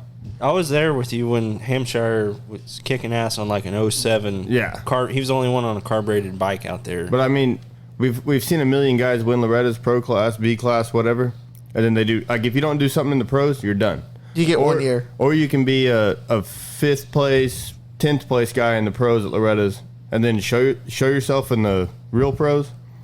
You're good. You know what I mean? True. So it's like Loretta's is a big deal. It'll help you get a start, maybe like a ride in the pros, but it really only thing that matters is once you turn like real pro, you do something. What you do then? Like so, Matt Bisceglie would be a good example. Yeah. We've seen a million. There's a lot of high those, profile amateurs that were supposed to Taryn be the O'Dell. next Carmichael, go to the pros and not do shit. And guess what they did? They didn't. I mean, nobody knows them now. So- Nico Izzy, all of them. So some of it's like world as a whole. You know, for example, everybody thinks their kid's going to make it, right? I mean, I think You have anything to. my kid wants to do, You I have think to. they're going to make it, right? Yeah. And there's nothing wrong with that. But I see it at the track. There's a kid from Midwest City. He's probably been to the Loretta's every year the last 5 or 6 years. He's a top 10 kid. And they told me, we're going to the beach this summer. We're not even going to go. And then you get these people that have like no idea how hard it is to go. And they're like, oh, yeah, we're getting ready to go for Loretta's. And you just look at them, you know, of course, you'd never say anything to them. But it's just the guys that can make it realize how hard it is and wonder if they're even going to get in. And then you get this whole group of hundreds, if not thousands of people every year that think they showed up to an area with 8 riders and they got 7th and made it through their area, that they're going to go to Go to the regional and actually do and something. make it. And That's they got that's what keeps 47. Loretta's going. Yeah. I mean, it does. And somehow he's done this job of convincing them that, hey, this race is for everybody. Putting a number on a race and only letting a certain amount of people in makes it a big deal. I told someone this. I can't remember who I was talking to about Loretta's. It was someone at the track who'd never been, and they were asking me if I'd ever tried to go, and I said, yeah, once. But, you know, I basically said, like, look, I just won the novice championship in the state race. I was never off the podium all year except for the last round at Raynard's. And I would go to that regional and be lucky to sniff the top 10, most likely, in the C class. You know. It's tough. I mean, most all those kids that are going to make it are full-time facility kids. And so if you do want to make it, you know, I mean, that you got to be there. Yeah. But I say that, like I look at Brandy's boys, you know, they train some, they train each other more than ever. I tell her, it's like your whole house is a training facility. You just don't know it. And her kids didn't make it this year. Now they would have if they would have went to multiple regions. They had bad luck at one, but again, we talk about outliers. They're not those kids are just all fast, natural, you know. Mm-hmm. So I'm not saying you've got to be in a training facility to make it, but most of them, odds are against you now if you're not. Yeah. No, 100%. And the odds are worse for those that are training to ever make anything in the sport. That's the opposite of what we just said. No, I'm saying the odds. He's saying the guys in the odds, training facility, most of them aren't going to make it. You know, yeah. But the odds of to the big leagues. The odds of the guys that are at the training facilities are worse to make it in racing. Like a job. I would like to go Money. back for the last 10 Actually years racing. and look at the Loretta C-Class winners and see if any of them's ever scored a point. At a national? I don't know of any lately. There used to be a couple hitters. I know. It would have probably been Alessi would have probably been the last novice. Jeff Walker, I believe. I know Axel Hodges won a C class, which obviously he has not raced. He never raced outdoors, any pros. Yeah. But Jeff Walker. The dude can do a backflip and land on a wheelie. He's got skill. He just didn't use it for racing. Yeah. Hey, I told you earlier, I'm all for a guy to figuring out a way to make a living on a dirt bike, and these guys opened up an entire new avenue. So It is more power to them. A lot of people don't like. Speaking of Axel Hodges, a lot of people that I'm friends with don't like his personality or whatever. But dude, he's like, you seen his video of him doing a 360 on a 110? Yeah. That's insane to me. I mean, like, if you think about it, if you really commit, it couldn't be that hard. But then again, it's one of them things that's probably hard. It looks real easy from here. Exactly. Yeah. His personality is like typical California free ride. Yeah, guy. we're just like, Oklahoma what's rednecks, all of us. Yeah, so. He's just a stoner kid from California who likes to ride dirt bikes. Yeah, like when I see him talk, I'm like, it looks like I'm watching Krusty Demons or something, like the same kind of He personality. knows how to work a video camera, and he makes it work. Yeah. Really good. Yeah, No, he's definitely the whole family. They've figured out an avenue to make a living doing what they love. Was it his dad or his dad had the fender bench? So someone with the last name Hodges made the beginning, the movie. I mean, that's Tyler brother's Hodge. Are they his brother's related? Dirt Shark. I don't know what his actual name is, Yeah. but I don't know if he was involved in any of that. I remember Hodges in the 90s that was fast. Yeah, the beginning. I don't The beginning know. came out in 2003, I think. Don't think they had anything to do with that. Could What's be the wrong. beginning? Is that like a film series? Or It's something? an amateur motocross movie. Okay. Classic. It's on YouTube. You should watch it sometime because it's got Classic. Tomac, Villapoto, Alessi, Ian Treadle. When they're young kids. Yeah, Matt Lemoyne, Tara Geiger, I think. Tara Geiger, Nico Izzy. I was too busy doing quad stuff back then. Cinderella I on missed like that. 50s. Trent Pugmire, Taryn Odell, Matt Boney probably. Matt Boney for sure. Doughboy? Yeah, like bunch Odell? Lapanovic. of hitters on there. Lick Tie. I do the doubles. Yeah. Josh Lichtel. It's crazy how many of them like went big time too. Like they were a lot of the footage is when they're on 80s and like a lot of them ended up being pros. Tomac is on 60s on that movie. Well, that's another thing is by the time you're on 80s, they've already picked their factory guys for when you get a lights ride. Oh, nowadays, definitely, yeah. I mean, the lights rides in 5 or 6 years, they've already picked their riders. Well, who do we even got anymore on 80s? We got Kawasaki, and then Yamaha. They don't have a team. KTM, they might have a team. Yamaha, Suzuki don't have a team. Yeah, it's Cowie, KTM. Cowie's really the only one that has like, hey, we'll start you on a 60, but right now, from what I've heard, Ryder D don't have a ride. I know, was that not the craziest? Like he was the. He was did the prodigal son. He looked way better at Redbud than I thought, because he's been looking pretty shit. I haven't been watching. Pretty shit. I mean, at Supercross, he looked shit. Outdoor, he did way better than I thought. He didn't look bad at Supercross. Just Hymus made him look bad. The funny thing about Redbud for me watching Ryder D was the first moto, he got a shit start, and I think he made it to 10th. Second moto, I think he pulled the Holy and went back to 11th. I think. Yeah, but on outdoors, It was all tough at the, 'cause he died. He got passed by like 5 guys one lap. I could see him getting tired second moto. He'd never been in at that race. the outdoors, you but- never know. Like he could have messed up in one corner. TV didn't show it, and normally the thing about outdoors, you mess up in one corner, don't make a shit because it's a 40 or 35-minute moto. Well, there's been a lot of guys that have been like, they were the guy coming up, right? 65, Yeah, a lot of 85s. And then they get pro, and then everybody's fast, you know? Yeah. And like in Izzy, you know? I mean, Izzy was the guy. I think he still would have been fast, just other. Well, I get that, but Other still, you know, contraband how got in the many way. of them? How many of them? Yeah, there's a lot. A lot. A lot that are normally the guy that's under the radar becomes the superstar. Some cases, not Carmichael, Villapoto. Kennard. Villapoto always got beat by Alessi growing up, but he was always fast. I mean, it wasn't like he wasn't fast growing up.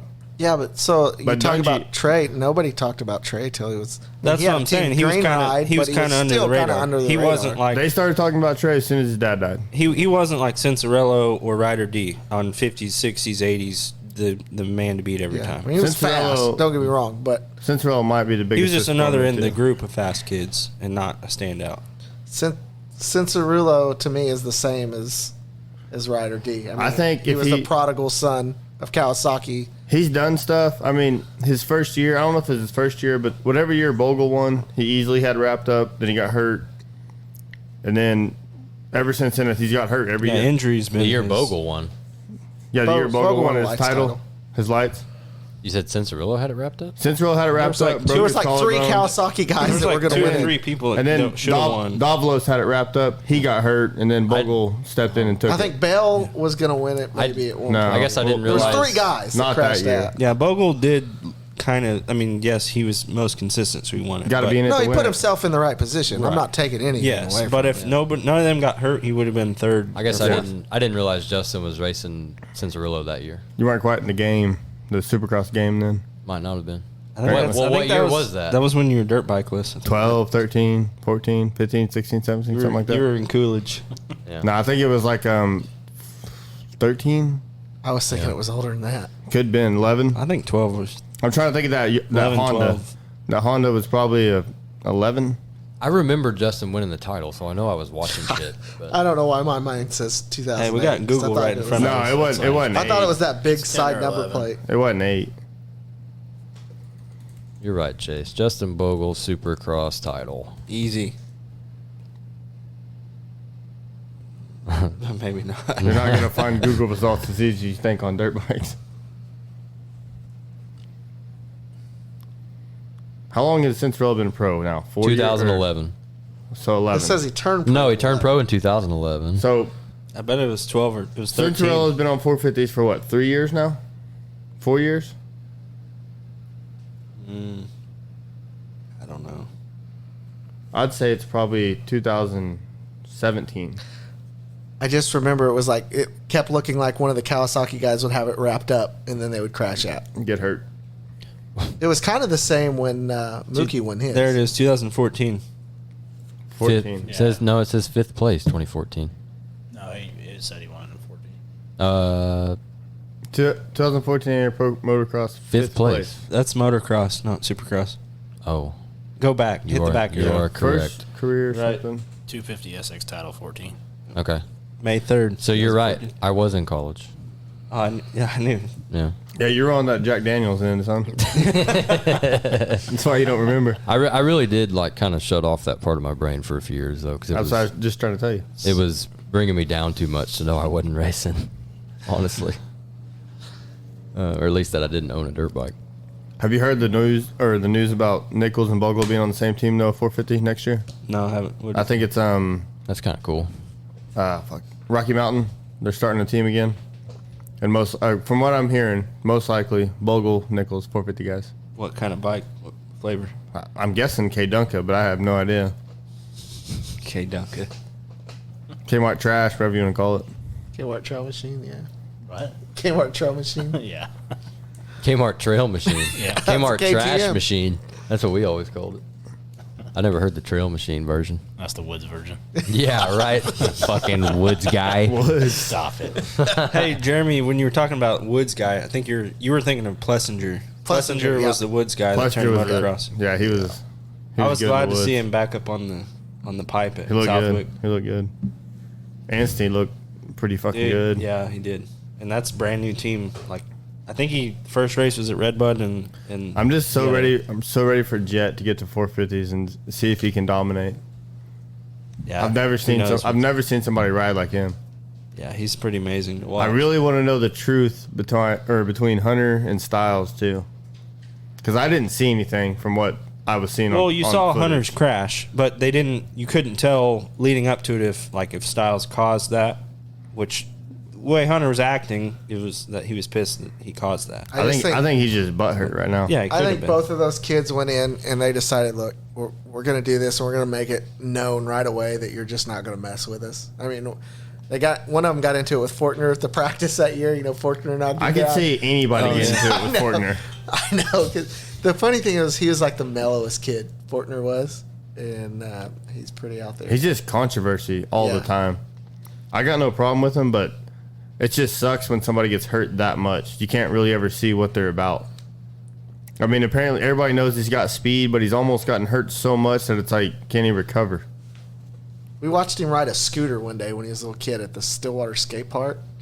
He was doing I remember when he was into scooters. dude, he was doing like backflip 360s and Yeah. everything. He was Did just not like, help his Is there motocross. anything this Believe kid's me. not good at?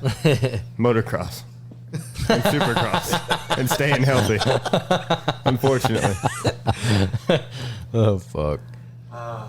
All right, we're about 10 minutes past an hour and a half here, so let's roll to commercial.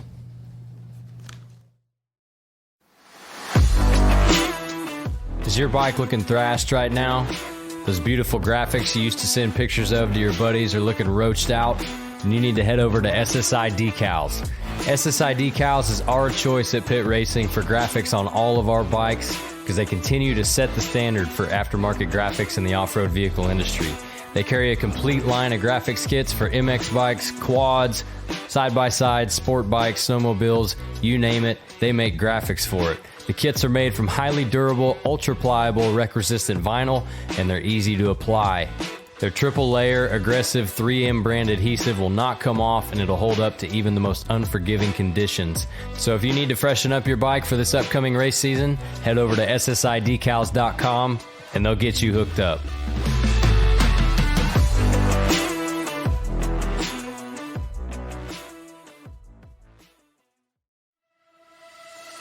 If you've listened to this show long enough, you'll know that I love to talk about suspension, but we know a guy that knows a hell of a lot more than I do, and that's Marshall Plum over at Marshall's Racing. Getting your suspension dialed in is one of the most important parts of being comfortable on your dirt bike, and getting your forks and shock revalved to your weight and riding ability can literally shave seconds off your lap times. Marshall's done the suspension on all of the Pit Racing bikes, and one of the great things about Marshall is that he's always available for a phone call if you need help getting something figured out. With decades of experience in the motocross industry with both professionals and amateurs alike, you can't go wrong with Marshall's Racing. Give Marshall a call today at 405-338-8167 and get your bike dialed in.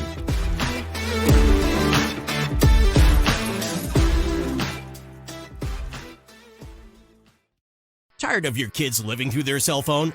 Experience the great outdoors at Jandaber's, just 30 minutes south of Tulsa in Okmulgee. Bring a family to Jandaber's. We've taught over 3,000 kids doing up to ride safely and be good sports, even when they're throwing dirt around one of our 10 tracks. Don't have a bike? No problem. You can rent or buy the right bike from our knowledgeable team. Book a lesson now. Packages available for every skill level. Experience the great outdoors at Jandaber's Motorsports Park in Okmulgee, Oklahoma.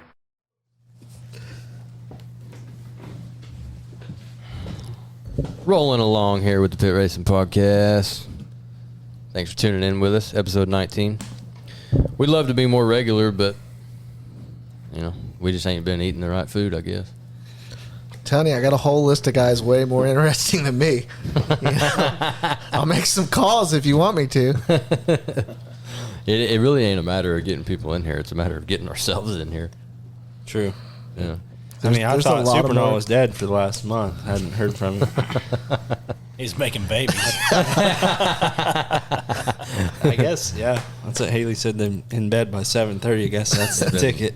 Been laying it down. Hey, so Jeremy, that's why I've been staying up late. I don't need another one. Right. I feel like I'm about to get put on the spot just the way you're holding your phone. We've got a listener question here. So, a question from Mark Blackwell. It says, well, it's actually a statement. It says, make sure you ask Jeremy about driving his tractor from AMP to DCMX. I saw something about that. Got to do what you got to do. Was the AC really working then or not? Hold on. That really happened? Well, yeah. Holy fuck. I thought you were going to Stillwater. How fast does it move? 2.6 miles an hour? No fucking way. No, I think I was actually, that's the when I'm like tilling and stuff too. When on the paved roads, I got almost to 15 miles an hour. So how long did it take you? So the story's not all. So how many miles? Hold on. Did you pack a fucking lunch? Like, I knew it was going to take 4 to 5 hours. Did you save for the diesel fuel? Dude. I mean, how'd you afford it? So did you have to stop at the quick stop or what? So here, the story goes is I just bought a gooseneck. I was having problems with my truck. We'd been closed in Del City all month for the state race. And I went up to Del City, and the grass was 6 foot tall. You could not see the track. And I was like, dude, I have to get up there and mow. And I couldn't fit my tractor with the brush hog on it on the trailer. And I was like, this has to get done today. So I just took off, started driving, and I was Facebook Living it because somebody told me they dared me to Facebook Live driving the tractor to the track. I'm so mad I missed that. Like everybody, nobody could believe I did it. And my buddy Trey, that's helping me out at Del City, he saw it and he's like, "Dude, where are you at?" And I'm like, "I'm just south of Guthrie." He's like, "Dude, I just finished a job. I have my trailer hooked up. I'm coming to get you." So I ended up driving a little over halfway. It took me about 2.5 hours. So That's not really that bad. I drove out by the old Cooper. Oh, wait, hold on. Halfway was 2.5 hours? Halfway was, it was going to be a 5-hour drive. Just hazard lights on the shoulder. I had to get it there. No, I dirt roaded it. I road? figured out a dirt road path, Stillwater Dells. I could go out by Cooperland, dirt road's there, and I could dirt road west and then cross Highway 33 by Guthrie on Hiwassee Road. And I could take Hiwassee down like all the way to 122nd, and then I was going to have to paved road it the west of the way there. And dude, it had to be done. The west of the way. Ryan totaled his truck. He couldn't pull it for me. So. God. Did you take your You didn't weld? call me. Take your welder in case you had any issues? No Going down the road? Negative. But, yeah, I mean, it's a nice new tractor. It had air conditioner at the time, and a lot of hours and miles on it. The air conditioning compressor just quit working like 2 weeks ago. Come to find out, if you drive it long distance, the AC goes out. Hey, things have to get done, man. I don't believe in I don't have a right. Like, okay, we'll just go. Oh, I respect the game. Oh, for sure. I left at like 6 a.m. I knew it was going to be a 5-hour You trip. got to water the track. You got 3 tires on your 4 rims. You just got to water it. Yeah, I don't even need 3. Just rims. That's why I got the water truck with 8 tires on the rear. If you lose 4, you still got 4. You're good. We need a fucking button for when someone talks about having some rigged up shit. It just says JT Power Sports, boy. I've got pretty nice stuff these days. Like I've got that tractor's like No, 2017. you haven't. Do you have a running vehicle to drive? Well, actually, no. Ryan had to give me a ride. This is really funny because, as a matter of fact, Yep. Turns out. I have 2 trucks. I've got my big truck I pull my equipment with, and the fuel pump went out 2 weeks ago. I was like, oh, it's too hot. I'm not going to fix it right now. And then now the fuel pump's going out on my Titan that I drive every day. And like, you can drive for about 30 minutes, but then it all goes to hell. So I was like, hey, Ryan, I can make it to your house. And when I pulled in his driveway, it started quitting me. And that was after 2 days of your phone not working, too. Right. It just wasn't hooked up. But, do you know how much my phone rings? I don't need to talk to these people. It was us. I was sensing. We are those people. I was sensing some frustration from Ryan. Eventually, like the 3rd text. Come on, Jeremy. I was just trying to figure it out if I needed to run around Stillwater, make Hey, calls on customers, or what. so I made it, right? Chase calls me at 11:30 last night, and I'm in bed. Natalie's asleep, and we're having the same conversation about not being able to get a hold of Jeremy. And he's like, I mean, fuck, I was starting to worry if he was trapped under a transmission underneath the water truck. It's a valid concern. No, honestly, I was gonna text and say, should we go out to Amp and make sure he's not pinned under a water truck with a transmission on top of him or something? Man, I was laying in bed at 11:30 trying not to wake up my wife, just fucking dying under my breath, dude. You know, some of the having a track in the middle of Oklahoma City, there's a certain amount of phone calls you're going to get that you're like, is this real life? Yeah. And they are nonstop, and I tend to a lot of times turn my phone off during the day. Just block their numbers. And then I go through, I don't know whose numbers is going to be calling, but then I'll go through all my voicemails and call everybody back at once, and it's just instead of dealing with it all. You do a group call? No, I'm just saying, I go through and call them all back in an hour instead of just sitting there. Fucking conference A week call later. What all you people want? No. Conference call with all his haters. I mean, I get the phone call going, do I have to have boots to ride this weekend? And like, it's that all day I thought long. you were talking about people bitching. No. No, Okay. none of the neighbors from Del City calling you.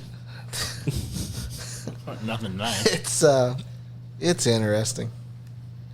I mean, I did have a lady hiding in the bushes taking pictures, and I was like, man, I'm going to go reason with Oh, this. I remember that. Yeah, I think you were there. Yeah. Sounds And like I was like, I'm going to go reason with this lady and just talk to her and like kill her with kindness, you know, like Yeah. I'm one of those people like you really want to get at somebody, like, you know, they want you to fight with them, just like don't fight with People them. in the bushes, they normally don't work that way. So Not reasonable. she doesn't see me, and I'm like walking up to the fence, and then all of a sudden she sees me, and she just takes off running. Was her name Karen? And I'm like, okay, like what? I said, hey, don't run off. I don't need you falling down, breaking a hip. And she goes, I'm just over here photographing photography. I'm like, hiding in the bushes? And I don't know what she thought she was going to get a picture of. Yeah. Like the city didn't know we were over there or something. Yeah. And, but since then, so we told those people, you were at the meeting. I forget that. Correct. But it just wasn't going to be like they thought it was going to be. And so now that we've been there 6-7 months, we don't hear anything. Yeah. You know, and I'm sure at times we are heard. And you're at the meeting. I never said that we wouldn't. I never said we're going to be silent over there. So I'm just saying, hey, I think what we're doing is good for the town. The only problem, a little bit of noise. Yeah, the only problem I had in that entire meeting was the guy that was trying to do a smear campaign against my wife. Who's got a fucking doctoral degree. She's allegedly a doctor. Yeah, and I'm like, this motherfucker's lucky we're in City Hall. Yeah, I forget. We haven't talked about any of this since that meeting, but I can tend to go out there, and I think I handled myself pretty well in that thing, and which was hard for me because you just have to sit there and let them say all this horrible things about you over and over and over, and like these people have never met you, right? And there was one where I just couldn't, like, I kept waiting for the bomb to drop, like somebody have something that was going to shut us down. Something on you, yeah. And then they would stand up there and be like, oh, we don't care about the noise. They're going to make the deer run out into the traffic. And I'm like, this is these people's argument? Like, They're talking about having food trucks. You know there's a water treatment plant right down the road. I'm like, fuck off. Well, I said, well, wait a minute. I said, you said we're in our backyard, right? They're like, yeah, you're building this right in our backyard, but you're saying our food won't be safe to eat over there, but yours is. Yeah, exactly. Which, like, half the time I felt like they were out arguing for us. Yeah. And and you could tell, like, there was a bunch of people sitting on that committee that they were holding back like a sarcastic laugh at these people. You know, like, well, it bothered me when they said, oh, all you people's minds are already made up. And I'm like, well, your mind's made up against it. Yeah. So that's okay for you to be against it. But if anybody went in with a predisposition for it, that's not okay, right? Yeah. So, no, sir. I don't know. I mean, I think we've been a good thing for that. I mean, the best is yet to come for that place. So, we didn't get open till the winter, Right. We had a real wet spring. Hey, speaking of your facility and it coming along, my opinion, you need to get like a fucking 15-inch ripper on all the corners. So, because the corners, they have about this much soft stuff on top, and then it's concrete underneath. You've got to understand why we're not ripping it that deep right now. And that's because when it's 110 degrees, I cannot get that wet. Yeah. And that track is boulders when I do that. Yeah. No, that makes sense. So right now, this is just from the recent experience. So like our race, we've had 3 races there in the last few months. Mm-hmm. That first race, we ripped that thing as deep as we could get it, and we ran a water truck all night, watered all morning, and it was boulders half the day. And it was also frozen. Well, I'm saying no, that since the summer started. Oh, I must not have been at that one. So yeah, we've had 3 in the last 2 months. Okay. And that was on Saturday, and we were talking to people, and they're like, oh, it's just, you about even couldn't ride it. And then, so we said Saturday, that was on Saturday, and for Sunday, we're like, let's just run the tiller around it and just see what people say. Yeah. And everybody's like, oh, it was so much better than it was Saturday. So, I mean, you've got a different crowd out there, for the most part. Yes and no, but I would still like to. So even if it means prepping my straights that way, let's still get the corners as deep as we can get them. Yeah. And because that's my only hitch with that whole place. I think it's a really fun layout. It just every time I've been there, I'm like, man, he just needs to get the corners a little deeper. Yeah. And again, you've been there when it's 110 degrees and when it was frozen. Right. So we haven't got to really ride there when the weather's been perfect. Perfect. Yeah. Had a half-inch rain during the week, and right. We did have one practice about 3 or 4 weeks ago that was just, the first practice we had after it was flooded, and we got it all drained out and everything. Oh, man, it was so good that day. I bet it was. It was really good. Hey, you know what was fucking badass, though, was your state race. State race went well. That shit was fucking sick. So Are we changing tracks now, or back to AMP? I'm talking about AMP for the state race. Worldwide, sir. JT worldwide. Yeah. Forgot the worldwide part. Yeah. So we got lucky and unlucky, right? So when I woke up at 4 o'clock in the morning when it stopped raining, and when I went out there, you could not see the start. Hang on, let me rewind and say them weathermen didn't know what they were talking No, about. I forgot about that. Oh, Friday night. so, yeah. Friday night we're setting at Go Austin's ahead. truck. Go ahead. What the hell were Go you ahead. calling? God Go damn. ahead. And I said, I'll I take can't it. decide if I should water or wait and see if it's going to rain. Yep. So he pulls out his go-go gadget What's weather your radar. best source? To be fair, I had really bad service. I didn't get to look at as much stuff as I normally would, but that doesn't change anything. Continue with the flame session. And he goes, if I was you, he goes, I'd water. He goes, if we get anything, it's going to be very little. Minor. And it rains all damn night. That is 100% correct, and that is the worst, like, Part about being in that industry. well, no, it doesn't usually go that way. Like, that was the worst I have ever been slapped in the face with a weather forecast. Yeah, Ever. well, I mean, you got to truly- understand that I was involved. So, Yeah, like, so truly, it's going to go bad. everything, at some point. everything you looked at for Saturday night, because I looked at it in the days leading up to the race. I just didn't get to look at it Friday night. But everything I looked at said there's going to be patchy thunderstorms. And patchy thunderstorms usually, you might get a quarter of an inch of rain in 10 minutes, but then it's over, right? It was not patchy thunderstorms. It was a huge squall line that moved through with 40-mile-an-hour winds. And then behind that squall line... Easy up graveyard. Yeah, exactly. Behind that squall line was like 2.5 hours of stratiform rain, which is the shit that drenches. And there was nothing that I could have looked at that could have got me that information. It was just fucked. I was so pissed. You're in the trail too, right, Ryan? When it all was going down? Oh, yeah. You were in the trail. Oh, on the yeah, old- with Harold and Caleb and Yeah. 500. Yeah, I don't even know about this, and I don't want to know. Yeah, what like y'all are doing. I woke up the next morning and I said, "Oh my God, Jeremy's gonna kill me." I was already so mad at myself, and then I was like, I told him to fucking water. Look at this place. It So was a swamp. I got about an hour and a half of sleep. I'm beating myself up all night. Like, what do I do? Whatever you do is going to be wrong. You know that. So I go to bed about 2, and about 4 o'clock it stops raining. And I could just hear it the whole time it was raining. And I knew we were in trouble. And I just kept going, man, everybody's already here. Everybody's already.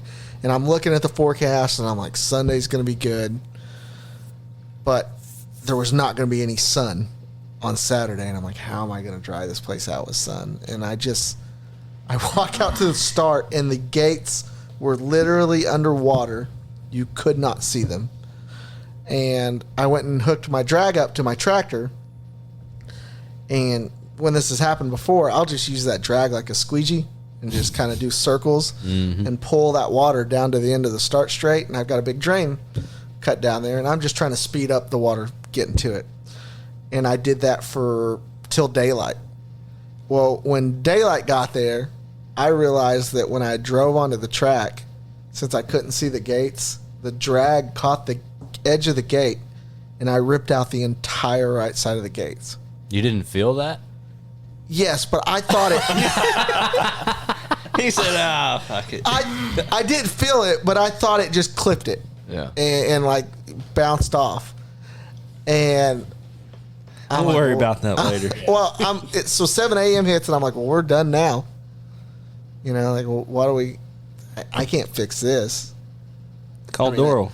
And Harold, as soon as Harold saw it, I didn't even have to say anything. He went home, got his welding rig, came back. There's two people that if I didn't have, I wouldn't even want to have a race, and that's Gary Frost and Harold. Geraldo. From building water Two good trucks people to have on your side. Pretty good crew right there.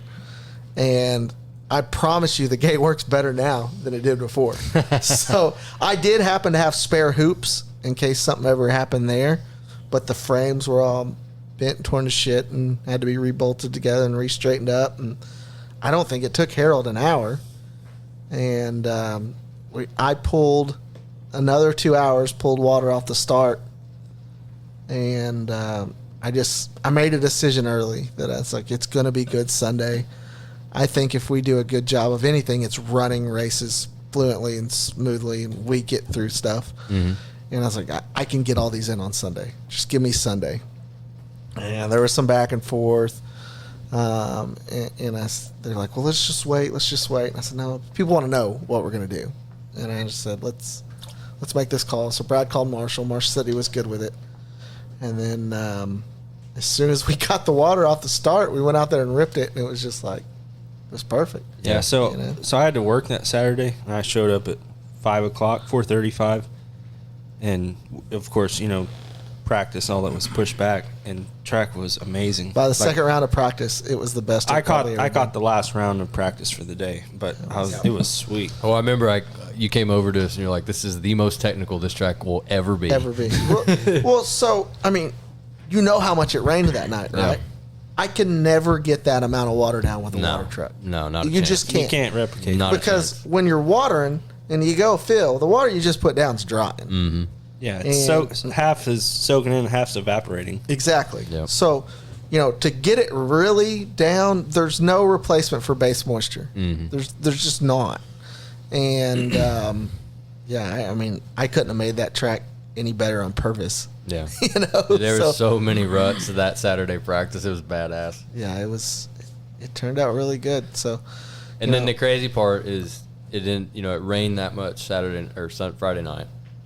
Muddy as shit. First part of practice Saturday. I was watering Sunday. By the end of Sunday, it's drying out. Yeah, I ran a water truck all second motos. Yeah, so it's unbelievable.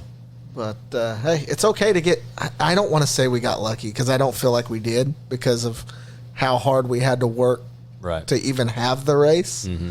But man, it sure made for a good track. Yeah, no, I loved it. It was fun. So, because I like that track anyway, and we've always said like, man, if it's just a little more technical, whatever, it'd be badass, and it was. It made for it was. Hey, and we made a forecast on the OSCS preview show. This will be the best year ever at Amp Motocross Park. That's right. It was. And it damn sure was. The best. The first year we had one, it rained really hard and was pretty good. And then last year was 100 degrees, hadn't rained in 8 weeks. But was it the best race for you? Was it a good turnout? It's the best turnout we've ever had. Financially, it was the worst state race we've ever had. Of how much work you had to put in. Yeah, I mean everything was up, right? So well, yeah, that too. We pay $85 ish an hour for medics whether we're racing or not. So even though we didn't start till 2, they showed up because we're supposed to start at 8, so we're paying them there, and it just was so. We talked about this before. The standard's set really high, right? Mm-hmm. And so I'm trying to make it better than the year before, and if some of it's just throwing more money at it to fix things or make things better. Yeah. And I had a state race in 2013 where I felt like I embarrassed myself, and I said never again. Like I'm not going to embarrass myself. So I will take a financial hit to make sure it's right. You don't have to spend as much as we spent to have probably that state race, but I just rather it be right. Yeah, I mean you got to make sure you're not having diminishing returns. Yeah, I mean nobody needs to say like feel sorry for us like financially. The race made money. It's still our biggest race of the year. Return on investment wise, it's probably not, but dollar wise, it's still Amp's biggest race of the year. So we're glad to have it, and so I don't want to make it sound that it's just everything's more expensive. It's more expensive for you guys to go race, and it's more expensive for us to have a race. But the rain probably cost us. So the normal practice numbers this year have been 200 and something on practice day. We only had 100. A lot of people said I ain't get out there and ride in it. Yeah. And then, we were about 100 entries short on race day, and I just think there was a lot of people that said no way they could have saved that. Yeah. And move that over in front of you. I think some people They just assumed it was going to be so muddy. There was no way we were going to be able to put on a quality race. Mm-hmm. And I've always said, when the track's the best, that's when people stay home, because they don't understand what it takes to get that good. You got to start that wet. Yeah. And so, you know, we were about 100 entries off all the state races prior to that. Mm-hmm. And I just don't think we would have been without the rain. I had people that said they normally just race on Saturday and go home, and then when I moved it to Sunday, they couldn't stay. You know, people said, "Oh, Sunday's going to be too long now. I'm not going to go," or thought it was going to be a mud hole. So we got hurt there. But, you know, I mean, you start thinking about the financial things too, right? So you were talking about earlier, didn't think anybody was going to go because of the heat. Well, when you reschedule one, you're going to lose some people too, because they've already taken that weekend off, right?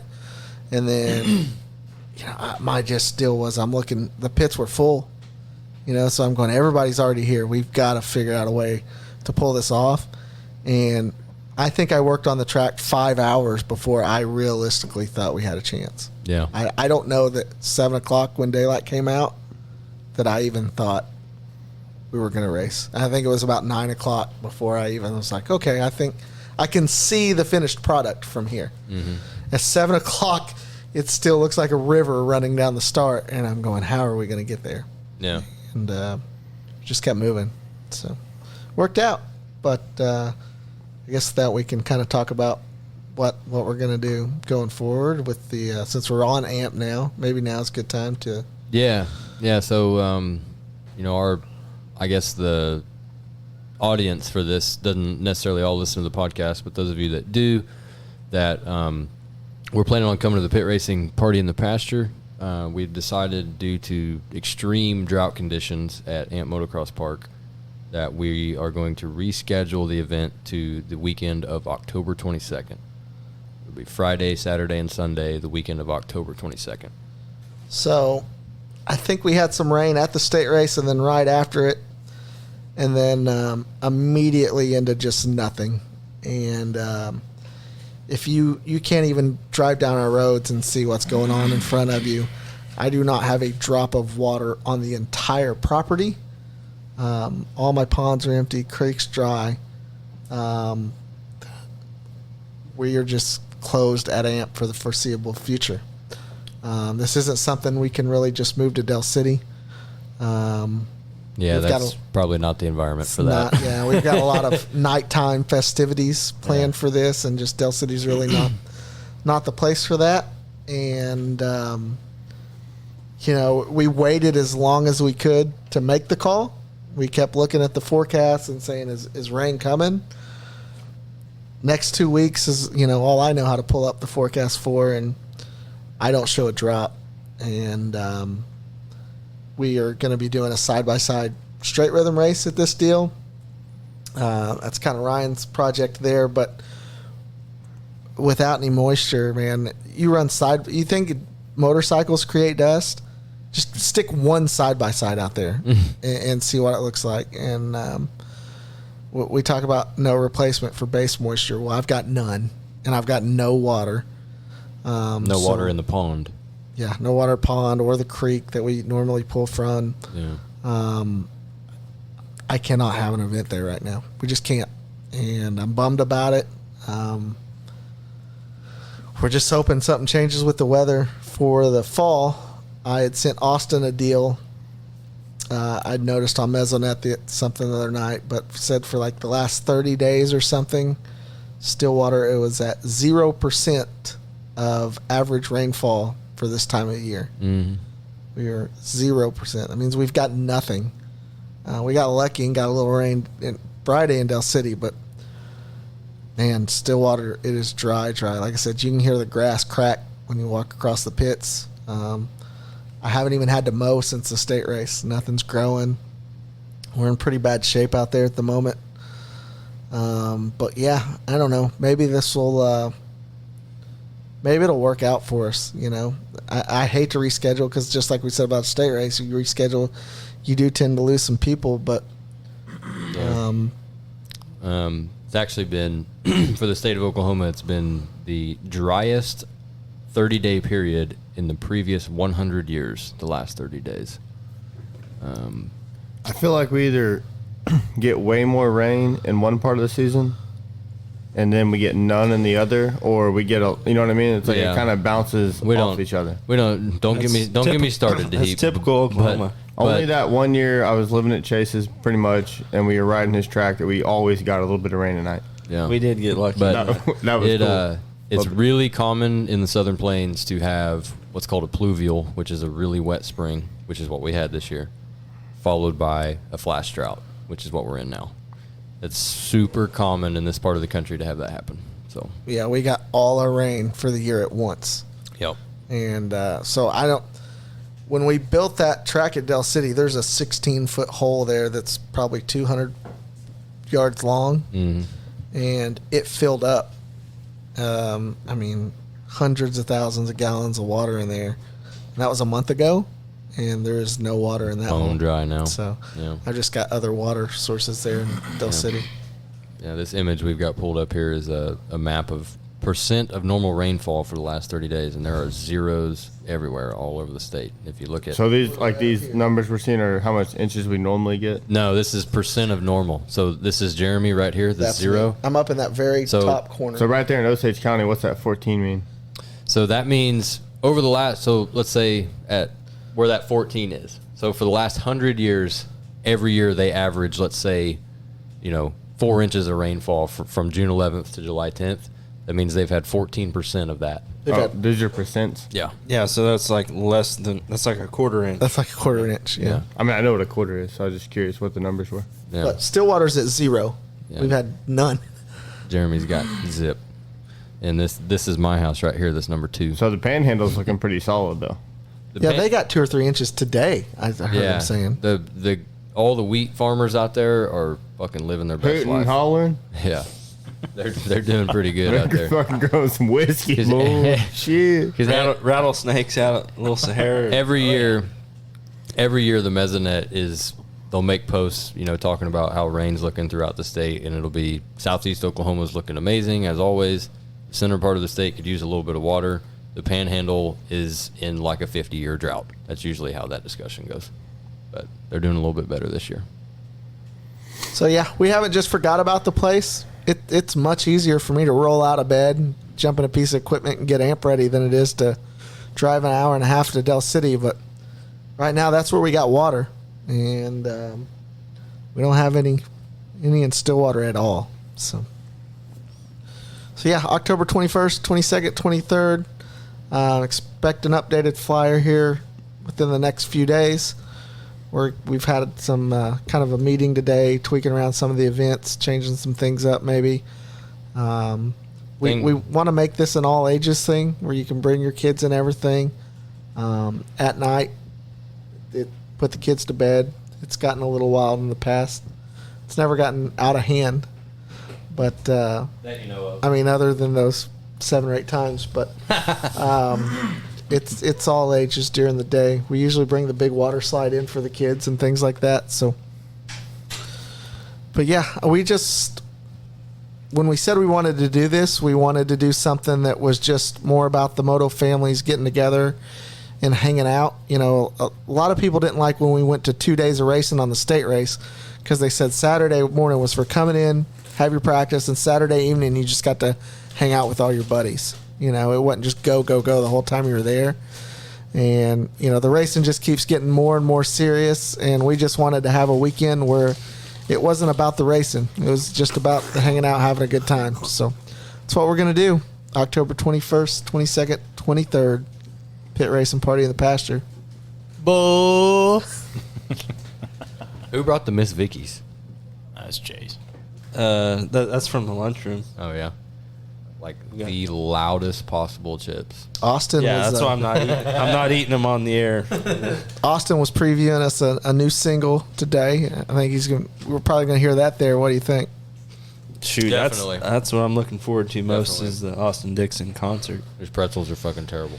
But no, I heard that there's going to be some nighttime activity.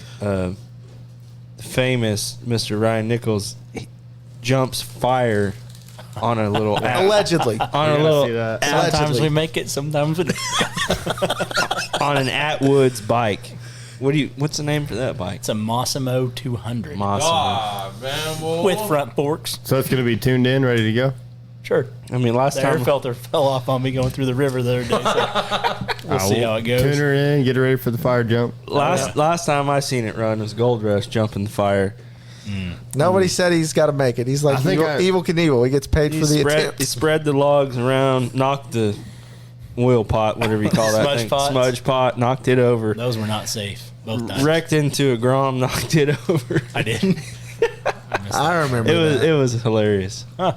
All my darn. But then since I've heard he's been trying to like ramp embankments off the river. Yeah, I was trying to Well, do some hill climbing on We'll there. steepen up the fire pit jump, and we'll make it happen. I like it. We'll hit it. We'll get Colt Page. In my Tree defense, Doc out there with I was freestyle joking jump. when I said to jump the fire, and Ryan said face it. So I just Kind of started a long time made ago. it. Yeah, this is like a long-standing Redneck shit. tradition. I'll show you redneck shit. Yeah. Yeah, so when people hear about this event, they keep saying, "Oh, rednecks with paychecks." And I said, "Well, this one's less paycheck, more redneck." So, Yeah. so Yeah. come on down, we'll have a good time. Exactly. Yep. I love it. Fuck, I was gonna say something else. Oh god damn. Fair warning: last year when we plugged the stage in, I guess it electrified the trailer. Made for a damn good time though. Yep. I've got my own speakers. So, do you have speakers and shit? No, that was all Cody Payne stuff. Yeah. That was Cody's. I've got my own speakers. I do not have a stage. We need to get Cody out there too. Gooseneck. Wait, Ryan, didn't you say you have a stage? What? I do? Ryan's got everything. Before we did the live podcast at Bob's, you said I have a stage. I have a I got a gooseneck. trailer, yeah. I mean, a trailer will run. That's a stage. We'll check it out. That's what we use No, in I- the dunes all Now the you're time. big time in it. You got to have a real stage. I know, no. I Fuck think we that. bring Cody Payne in. I think so too. Yeah, I'd like to bring even- Cody out one night. Jeremy, I play at the fucking Cowboy Club. Or My they guy. can. I love the Cowboy Club. I've been there. It's a but- classy establishment. But half the shows I've done, I've put my speakers on bar stools. So Been there. That'll work. You are definitely the most famous person in all of Yale right now. Trending hard in Yale. You definitely put the Cowboy Club over capacity On the map. more than one time. Found Blake's future ex-wife. I mean, True. on. yeah. We need to get another show on the docket. Oh, sure. Jeremy, last time you was there, you was a little Watusi by the time you left. Not I. Never. Last time I was there, Jeremy was supposed to show and he didn't. Yeah, I was said don't ever. I think And that he even happened. won the package. When I did show, That's you right. didn't show. I'm pretty sure. Oh yeah, but I was there the next time. Right. Jeremy was there when I was Yeah, and there. I wasn't. I missed Vince the last Freezy, two. boy. I made the first one. Vince Freezy? Yeah, I remember that. Jeremy was straight. What happened? And then I'm like halfway through my set, and Jeremy like can't open one of his eyes. Wouldn't I'm ha- like, that did not holy happen. fuck, Allegedly. Jeremy. Bullfrog. I'm like, it's been an hour and a half. I just remember dude. Supernaw did not want you telling him what happened at the race, so I just kept telling him Freezy won over and over again. Oh yeah, I remember this motherfucker. I remember right when I fucking walked in, he starts talking about the race. I'm like, listen, dude, He I gets don't, like super I serious. don't want to can't know about the race until I watch the fucking race. The race was on. You could have watched it But right I there. could see it right when I said that. I could see it in Jeremy's eyes. easy. He opened up and said, "I'm gonna fuck this dude's life for the rest of the night." Okay, And that's he true. fucking pulled it. He pulled it off. That's true. I've only seen Jeremy in that condition 2 times. Allegedly. And I'm pretty sure those are the 2 nights his 2 kids were conceived. Allegedly. Allegedly. Yeah. Can't argue with that, deny can that. you? Yeah. Things happen. Speaking of new singles, so if you're a fan of the Pit Racing Podcast, I'm going to do a little self promo here. I'm Going paid ad. Yeah, unpaid ad. Yeah. I'm going to a studio in Oklahoma City late summer, early fall to record an EP, and pretty pumped on at least a couple of the songs that are going to be on there. I mean, I'm pumped on them all, or I wouldn't be recording them, but a couple of them I'm really, really excited about. So be on the lookout for that. It's going to be on all platforms eventually, and I'll make sure Pit Racing shares the love. So You'll find him in Tennessee, not at Loretta's, but on the big screen. I ain't moving to fucking Nashville. Autumn Rodman said you don't want her on the show. She's got some good stories. Oh, I would love to have Autumn on here. That'd be a good one. That'd probably be a really interesting show. Didn't she spank you on a 125? We had a good battle at OMC, and she beat me first moto. Yep. She was closer to me than I wanted her to be. Yeah. So she is not slow, dude. I don't care. So what the anybody day says. I met Autumn Rodman, she had a CRF 150R, and On the limiter. she was. This was probably 08, 09 at Cooperland, and we would park in the very back. And I'm walking out on the track, and I hear this little girl's voice, and I look around, and there's Autumn in the creek with her bike with just the handlebars sticking out. She had somehow rode around to the backside of Cooperland to watch the race or something, and ran off in the creek.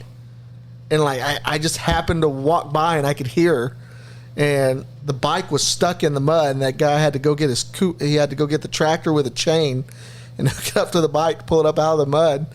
And then I walked over there about 30 minutes later, and her dad had the bike upside down, flushing the water on it. She still raced it that day. Damn. That was the day I met Autumn. That's badass. I don't remember when I met Autumn. I raced her my whole life pretty much. I think she's the same age as me, and she always raced the boys class, so I raced her a lot. But she's fast. I had to be 12 years old maybe when I met her. It's been a long time. I was happy to see her back at the track because she was kind of out of the scene for a little while, and then I saw her at Ponk, the Loretta's regional that we went to a few years ago. That was the first time I'd seen her at the races, and then she showed up to OMC on a bike. I was like, fuck yeah. Yeah, she can still ride. She came up to Mid-America a few times and helped us out up there and hung out all weekend. So I've seen her around lately. Yeah. I don't know if I'm happy or bummed that I've never been to Mid-America. I don't want to talk about Mid-America. I mean, I know. Well, now that I think about it, Blake made a fucking post and he's talking about a stock swing on for a 110 going to Mid-America. What is that all about? They've got a $19,000 pro pit bike purse this weekend. And Blake thinks he's racing it? No, he was just trying to help somebody. Yeah, somebody needed one. He was just spreading the word, basically. I think Chapman came through and got Mayor one. stuff? Yeah. Mayor Mayor stuff? stuff, All yeah. right. Sounds right. Civic duties and all. I know somebody that knows somebody. Or somebody. Chap. Just got my whole squad kicked out of this place, but let me hook a guy up to go race this place type of thing. I mean, just mayor stuff, son. That's what I'm saying. I don't know anything about being a mayor, but Nobody said mayors Sounds are like perfect. you're doing it wrong. I guess that's Nobody said what it mayors is. are perfect. Nobody said they're straight or crooked. Just hobnobbing, rubbing elbows with the town folk. That's all you do. Grabbing them by the throat and Do a everything lot else. lot of hobnobbing. Jumping cricks and whatnot. A lot of knob hobbing. Oh, man. I wish everybody could have had the joy of seeing my face when I got that phone call. How'd it look? Let's get a reenactment. Yeah. Yeah. That's probably it right there, man. Crunched it all into just one little face. Blindsided. He says, I'll let Blake tell that story. Yeah, let Blake tell that story. Well, what he told me and what apparently he told these guys, we're all getting conflicted information. It's fairly consistent for us. He actually told us a consistent story. He told me that they were bitching and yelling about him jumping it, and he said he fucking jumped it with no helmet or something, with no boots, and they got pissed. He said a fight broke out. He was already at the trailer, and he said he was chilling. That's the same story we got. Yep. That's what I'm saying. Story hasn't changed. He's the guy calling Jeremy asking And if that's he what has we to said. have boots. I got to wear my boots this weekend. And I just remember him going, hey, the whole damn place is a redneck free-for-all until I'm a damn redneck. And then all of a sudden it's like, whoa, hold on. Yeah. Good times. You got to be a piece of shit, though, to be pissed off at Blake. I was like, I couldn't even be mad. It's like, well, okay, I brought Blake. What I think was going to happen. Yeah. Yeah, you know what you signed up for on that deal. Yeah, I was, at no point was I mad.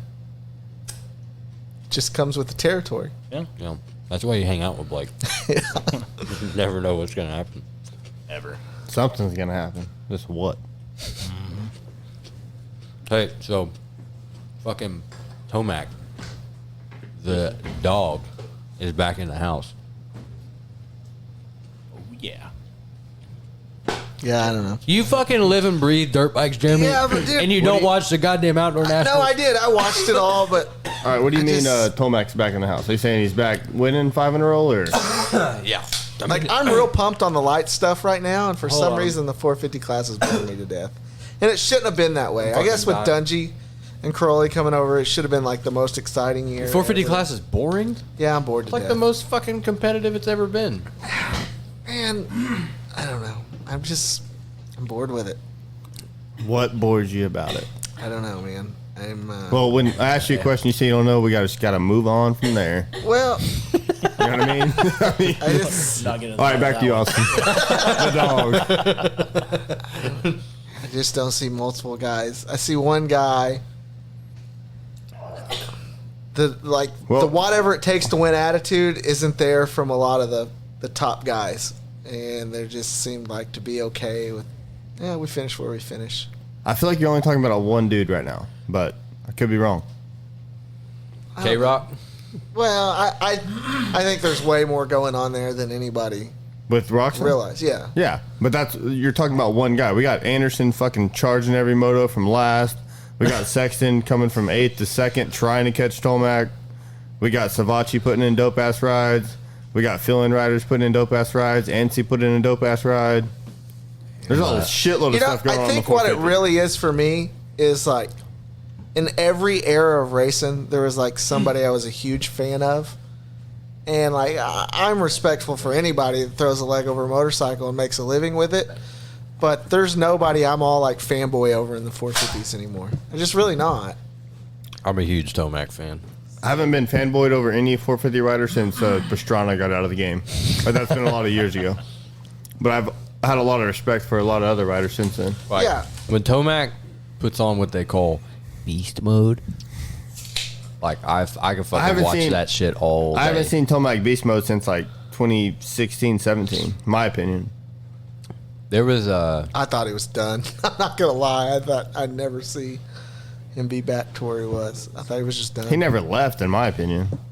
I mean, the only reason he didn't win the title in outdoors last year is because he blew his bike up twice at Loretta's. What's going to be crazy is, well, it ain't going to be crazy, but Friendes, however you want to call his name, Frenchie, he's coming back last 4 rounds, so I don't know how deep he'll get up into the front, but it'd be interesting to see what he can do. I was watching on YouTube today. They had a mechanics race on those Star bikes, and Christian Craig put up some of his bonus money for the mechanics to have a mechanics race, and they rode the factory bikes, and they were talking about not only they couldn't, the average guys, mechanics, they were going, man, we can't ride these bikes. He goes, not only are they just too fast, he goes, they're offensively loud. Really? He says, you're just Were barely they all Yamahas, or were Yeah. they? Oh, He's like, Yamahas you just- are fucking loud. He's like, I just barely turn the gas, and I feel like I'm already revved out on the rev limiter because it's just so loud. Yeah. Well, we were talking about this on one episode where like the factory Yamahas, the 250s especially. Oh, they're bad. Like it sounds like they go from no throttle to rev limiter. Like there's That's no what- in between. that's I feel what they like were you, saying. I feel like you hear that deep sucking. Yeah, like a and that's motor. because it's and- right in front of you. It's like right there where your gas cap would normally be. And then they have all the shit they have done. Well, to it's it. in all factory bikes sound like this to me, but it's like there's like almost like a slapping noise in the exhaust. To sound. me, it's like their RPMs go from 0 to 1,000 way quicker than a stock bike's going to go from 0 to 1,000. 0 to like 14,000, but yeah. Whatever the max RPM is. Yeah. Yeah, 1,000's like barely. But it probably I'm makes still, them about unrideable for the average guy. I'm still a deep believer, though, that all pros on their 450s, they're not looking for power. They're looking for, where do I want to put this power? Did you see Tomac said he wanted more power out of his Yamaha? I haven't heard that. Yeah, but Tomac's the only one I'm- you see coming in the I'm corner on a talking- 450 just wide open. I'm talking about, like, they want to transfer the power. I know what you're saying. Like, it has enough speed. And I think from a lot of the stuff you see and hear, that is true. But Tomac is one of the best riders ever. That is a guy that's always on the fucking throttle. Yeah. Like, Roxon's not like that. Nobody else is like that. He's a dude that comes in a corner, drops the fucking clutch, and is blowing a fucking berm out. I heard Other riders are like, all right, let me get to this corner smooth and fast. But Tomac's like, no, fuck that. I want to come in here, blow this fucking rut out as hard as I can, and move on. Test out the side knob. Amart said that. Amart was in an interview today where he said like there's sections where he's the only guy on the gas. That just Tomac. Yeah, where everybody else is rolling through this section or on the brakes. That Tomac's the only guy on the gas in certain sections. I of agree. the track. That's the beast mode. But that ain't always fastest. That normally isn't fastest. Normally it's A-Ray blowing a leg out, blowing a berm out, but he makes it work. That's what I'm saying. I can't argue it. Tomac just knows how to go fast as fuck, beat the fucking bike up, and still, just make it work for him. Track works, he works, bike survives somehow. I don't know how. I don't remember noticing like what kind of rider he was on a 250, but if he was the same, like, could you imagine fucking working on his bikes? I mean, the only person that's on the RPMs more than Tomac, probably Pasture, but he has more clutch in, where Tomac has more clutch out. Yeah, but I feel like you notice. I mean, Barsha's fast as fuck. Don't get me wrong. I'm not saying he's any kind of slow, but like probably not. Barsha like has almost more of that like wasted rev limit. That's what I'm saying. What I mean? Like Tomac's on the gas. Tomac's like Taryn Barsha's on the clutch. Putting it to the ground. Or Taryn's like Tomac, whatever, however you want to fucking look at it. Like the power is going to the ground. Distribution from my throttle hand to tire spinning. Exactly. Or I guess not even really tire spinning, but tires planting. It's eating. Planting. Yeah, Barsha's it's planting right deep in that fucking engine. That's one of my favorite things to watch when Taryn races is how little fucking wheel spin that guy gets. It is all directly converted to kinetic energy. He just sees the lines other people don't see. That's the biggest thing I notice is. Yeah, but I could hit those lines and he'd still have 30 seconds on me. Granted. Yeah, I agree.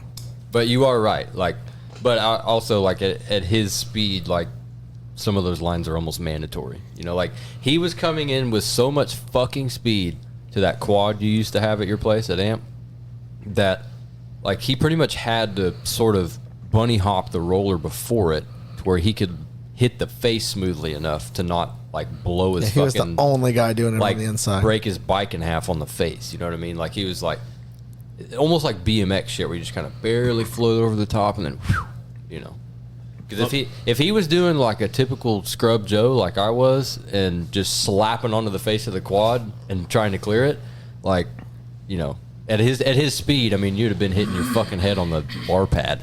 Let me ask you this, just a question, but you hear it brought up a lot, but like is there a certain amount, or like is there people that are just more skilled and then there's people that work hard and there's people that are more skilled, you know what I mean? Correct. Yeah, like natural talent versus developed talent. You're never gonna get to that speed because that person's just that much more naturally talented. That level of raw talent. Yeah. You can't train that. You can't teach that.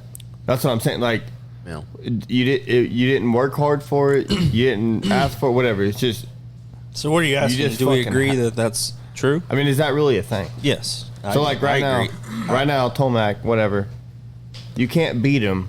You can work as hard as him, but you can't beat him because you're just not fucking as good as him. I agree, that's real. But so that's my opinion. I think everybody's gonna have their own. I think I agree with that statement, but it's not necessarily like. It's not like their blood type makes them that way. Like something that's in, part of their physiology or something. What makes them that way? It is who they are. They're born that way. I agree. Genes. But like, to me, a lot of you can't work to get there. No, I agree. But what I'm saying is, to me, a lot of, people that end up really, really successful at something later in life, like they chose at a really young age to be good at that. But if the same person chose the same thing, but not as skilled, they're never going to get there? Well, I don't know. So, but I always go back to Johnny Marley because that's just who I had the most experience with. Johnny, real good friend of mine growing up. Chased him around my whole life.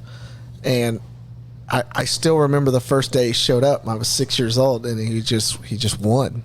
Like at 5 years old, I mean, he beat everybody his very first time. So I know some kids that started going to training facilities that weren't very fast that have gotten fast, but they've never outperformed the guys that were just started out and had it. Yeah. Before they were even started, they were already that good. Exactly. Yeah. Some people just have it, and you can't replace that. I think once you get that guy and he trains, not going to touch him. Well, that was That's what happened. Carmichael was the first to kind of do that. Y'all understand what I'm saying? Like when people describe raw talent, I know what you're saying, but I'm just saying. They talk about it like it's, it's like a fucking ear or something. Like it's something you're born with. You are born with it. Wait, I'm not saying you're not, but they act like it's part of your body almost. Like a predisposition. That talent, to me, it's almost more like you're born with the mentality to be that person, more so than it's like just a physical thing. I think it's a physical thing. There's some that are born with it and some that were born with the mentality. Yeah, well, I mean, I can speak for myself. Like, look at me and look at my brother, like physically. Right. He's naturally, he can eat 19 cheeseburgers and still have a six-pack. Where me, I can eat 2 and I've got a 6-pack of rolls. Cheeseburgers? You know what I'm saying? Chezzies. Like it's going to take me 2 years of a hard diet and workout to look like what my brother looked like naturally. I just go back to what racing, it just I had the mentality to be better than he was. The skill. I mean, at the end of the day, this is a deep philosophical question. Everybody's having their own opinions. Is it truly like? That's what this show's been called, deeply philosophical. Yeah. Is it? I don't know. Is it really something like somebody in your could say, bones? "Oh, I had the more talent, just born with it." Yeah. Where on that, I feel like maybe that too. But was Jeremy born to build tracks, or was it just part of his skill level? Here's was it just DNA that he's going to be a track guy? I will say his DNA. I mean, it is in there a little bit. Is Ryan a salesman or is he not? You know what I mean? It's like depends on what day. What was he trying to do? You can't get away from professional entertainer. So I'd say he's born with it because you can't get away from it. It just goes back to what I said. said. To a different field or whatever, you're still going to be. Well, that's what I said about Fortner earlier. Yeah. I was like, I saw him ride that scooter, and I was like, is there anything this kid's not good at? He's naturally talented. I mean, but how much time did he spend on the scooter getting that good? I understand. He spent a lot of time, but a lot of kids spend a lot of time too. Exactly. That's what I'm saying. Some kids ride a scooter every day and never take the wheels off the ground. One of the reasons I asked this question is because I feel like I'm sort of an example of someone who started with a big passion for something but was not very good at it, and then the passion drove me to get good at it, and now a lot of people tell me I'm really good at it. This is music, right? So I've got recordings from when I was 14, 15 years old, starting to write my own songs. They're gold. He's got some of them too. They're the fucking most steaming pile of dog shit you ever heard in your life. My favorite songs, I think. I'm so honestly. Yeah, see, that's an opinion. I'm so because I love embarrassed. them. I love it, bro. Like your opinion on my music. While I love that you're my number one fan, I'm not talking about those songs. I'm talking about shit when I was like a young kid starting to write and sing my own shit. Yeah, because I've never heard them. And they were so bad, like by anyone's standards besides Chase. Chase has always been my number one fan. They were so bad. And I was like, I fucking love doing this. Like, I literally, I mean, ask this guy. If I was not at school or on my dirt bike, I played my guitar all fucking night. And that's all I ever wanted to do. And every single day I sang and sang and sang and sang and focused on making my voice sound better and trying to, Research, development, practice sounding like these other people that I heard. Like, how do you change your voice to make this sound, and how you Screamo do little at one point, like went real deep in it, inflections in your voice. And now I'm to a point where, I'm confident in the fact that I'm a fucking good singer. You know what I mean? And I would say I was born with a really strong disposition to be a singer, but I was not born a good singer. You see what I'm saying? Yep. And that's where the basis of this question gets hung up for me, because I'm like, okay, I think there's a lot of people that are born with the disposition to be really fast dirt bike racers, but they have to do the work to get to that point. And the mentality that they're born with allows them to get to that point. Now, I do believe there's some people that are more naturally able to do these things, like a Taryn O'Dell or Eli Tomac or whatever. But you're leaving out all of the shit that it took to get to the point where Tomac can come into a corner faster than anybody else in the fucking world. But my deal is they had Tomac picked out at 10, 11 years old. He was already the guy. Tomac's been coming in that and corner. And to me, that's where 6. they're born with that disposition. Yeah. You know, like you can't tell a fucking 5-year-old kid to go win a race. No, that 5-year-old kid is either going to choose to win that race or he's not, and the mentality to go win that race is what you're born with. Yep, I agree. I agree with that more than anything. I mean, kids don't listen. Yeah, they either want it or they don't, or they have it or they don't. Right. You know. And like, I always loved dirt bike racing more than my brother ever did. My brother was the natural talent. He kicked my ass for like 9 years, and I always had to work really hard to be any good on a dirt bike. But I loved doing it. But I knew from when I was 10 years old that I wasn't going to be a fucking dirt bike racer for a job. You know what I mean? And so I never looked at it that way. And, you know, because of that, I never got real fast as a young kid because I just knew that it wasn't my calling in life. I asked Guy Cooper one time, like, you've never seen a Guy Cooper motocross school, right? Seems something obvious for him to have or get into. And he's like, look, he goes, because I truly believe you just stick a kid out in the field and let him ride 5 hours out of the day, every day. He's going to figure it out. Yeah. Yeah, he can tell him whatever he wants to tell him. You know, that's his theory on it. So that's pretty much Supernau's theory. And who am I, isn't it? Who am I to argue with him? That's exactly. Supernau's like, riding school, I'm out. I mean, I don't know what to tell him. He has, since he's in the bathroom, by the way, for our listeners. But he's like, just twist the throttle. It's on the right. He has in the last couple of years it? since we've had this podcast and really like dive deeply into some stuff. He's come out with some, you know, tips and tricks on how to hit corners. He has a little stuff like that, and he knows a lot more than he lets on about how to ride a bike. But you know, if you ask him his true philosophy as he sits back down about how to go fast on a dirt bike, it's fucking go faster. Yeah. How about on the same topic, Taryn Odell? He should do. I feel like he should do some riding schools, that kind of stuff, because he's given me tips and I mean like things. I'm like, wow, how did I not think of that or whatever? Like just like naturally, he's like, hey, you see this here, that there, and just like real quick.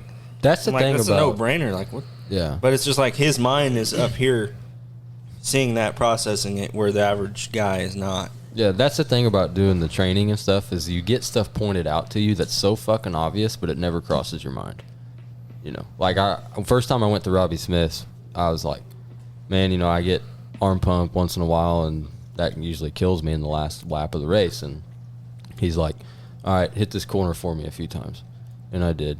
And, you know, I'm fucking duck foot going around the corner. My toes are pointing out. And he's like, you're not fucking using your feet, dude. He's like, when you're coming out of corners and hitting acceleration bumps and shit, and you got all that acceleration on your bike, your arms are the only thing holding you on the bike. He said, fucking turn your feet in, put them down on the front of the foot pegs, and now your legs will hold you on the bike. You don't have to use your arms so much. And I'm like, huh, makes sense.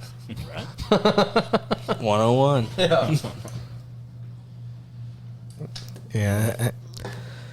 So yeah, it's a deep question, and it just goes back to like, so what is fast? There's so many levels of fast, right? I mean, Eli Tomac is fast. Yeah, well, there's a lot of guys we probably consider fast that no, you're right. Eli Tomac you're laps, right? Yeah. So I don't know.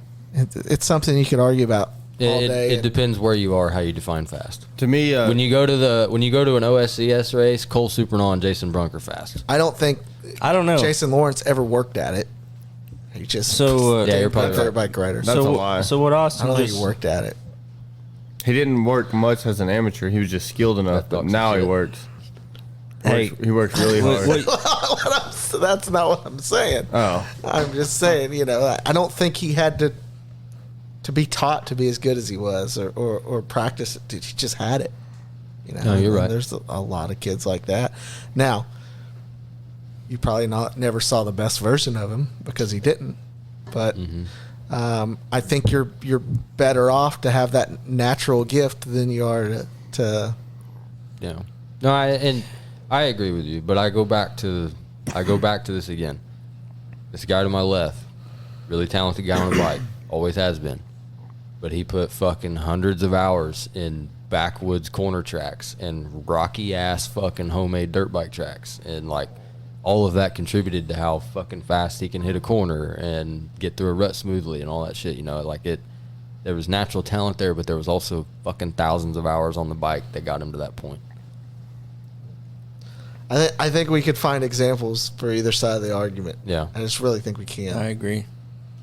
At the end of the day, though, the more talented guy gonna win. That's where I'm still leaning. Yeah, I mean, I don't know. I mean, I think you get to this level where everybody's about the same, so then it's who's going to outwork who. Mm-hmm. So I mean, I get that. That's what I'm saying. Like, yeah, like everybody in the top 10 at an outdoor national is a talented motherfucker. But, like, who wants it more? Who's putting in more hours? Except for right now with the Jett Lawrence. Like, that, to me, that's just like an ungodly talent. That is an example. I don't feel like he's just putting in more hours than Hampshire or those other guys. Yeah. It's just, he's naturally I mean, at 16 years and here's one of the other 16 years old, he came across the country and was leading the Supercross. And this is an argument for Jeremy's side of the table, where Jett Lawrence is a great example of a raw talent, and that's why so many people compare him to Travis Pastrana, because Travis Pastrana didn't give that many fucks about racing for a lot of his racing career, and like, if he got a hole shot, he was going to lead for a while until he crashed. Or you put him in a rally car, he's going to win. You put him he's racing boats out on the ocean and winning. Yeah. I mean, he's sort of a freak of nature, but I don't think a lot of people racing now in Oklahoma realize, like how we're talking about Jason Lawrence right now, we very easily could have been talking about Robbie Raynard the same way. Man, he was that good. Got hurt. I know. I mean, his dad told me one time, he goes, "Man, the stars just never aligned." I believe that. I love Robbie Raynard Sr., whatever you want to call him, but holy shit, he will break down some stories. I wish I knew. I wish I knew the truth. Because your next guest right there. I love his dad. Like, his dad's always been really cool to me. But I'm telling you, he's told me some crazy ass stories. But I've seen Robbie's results. I know Robbie was the dude.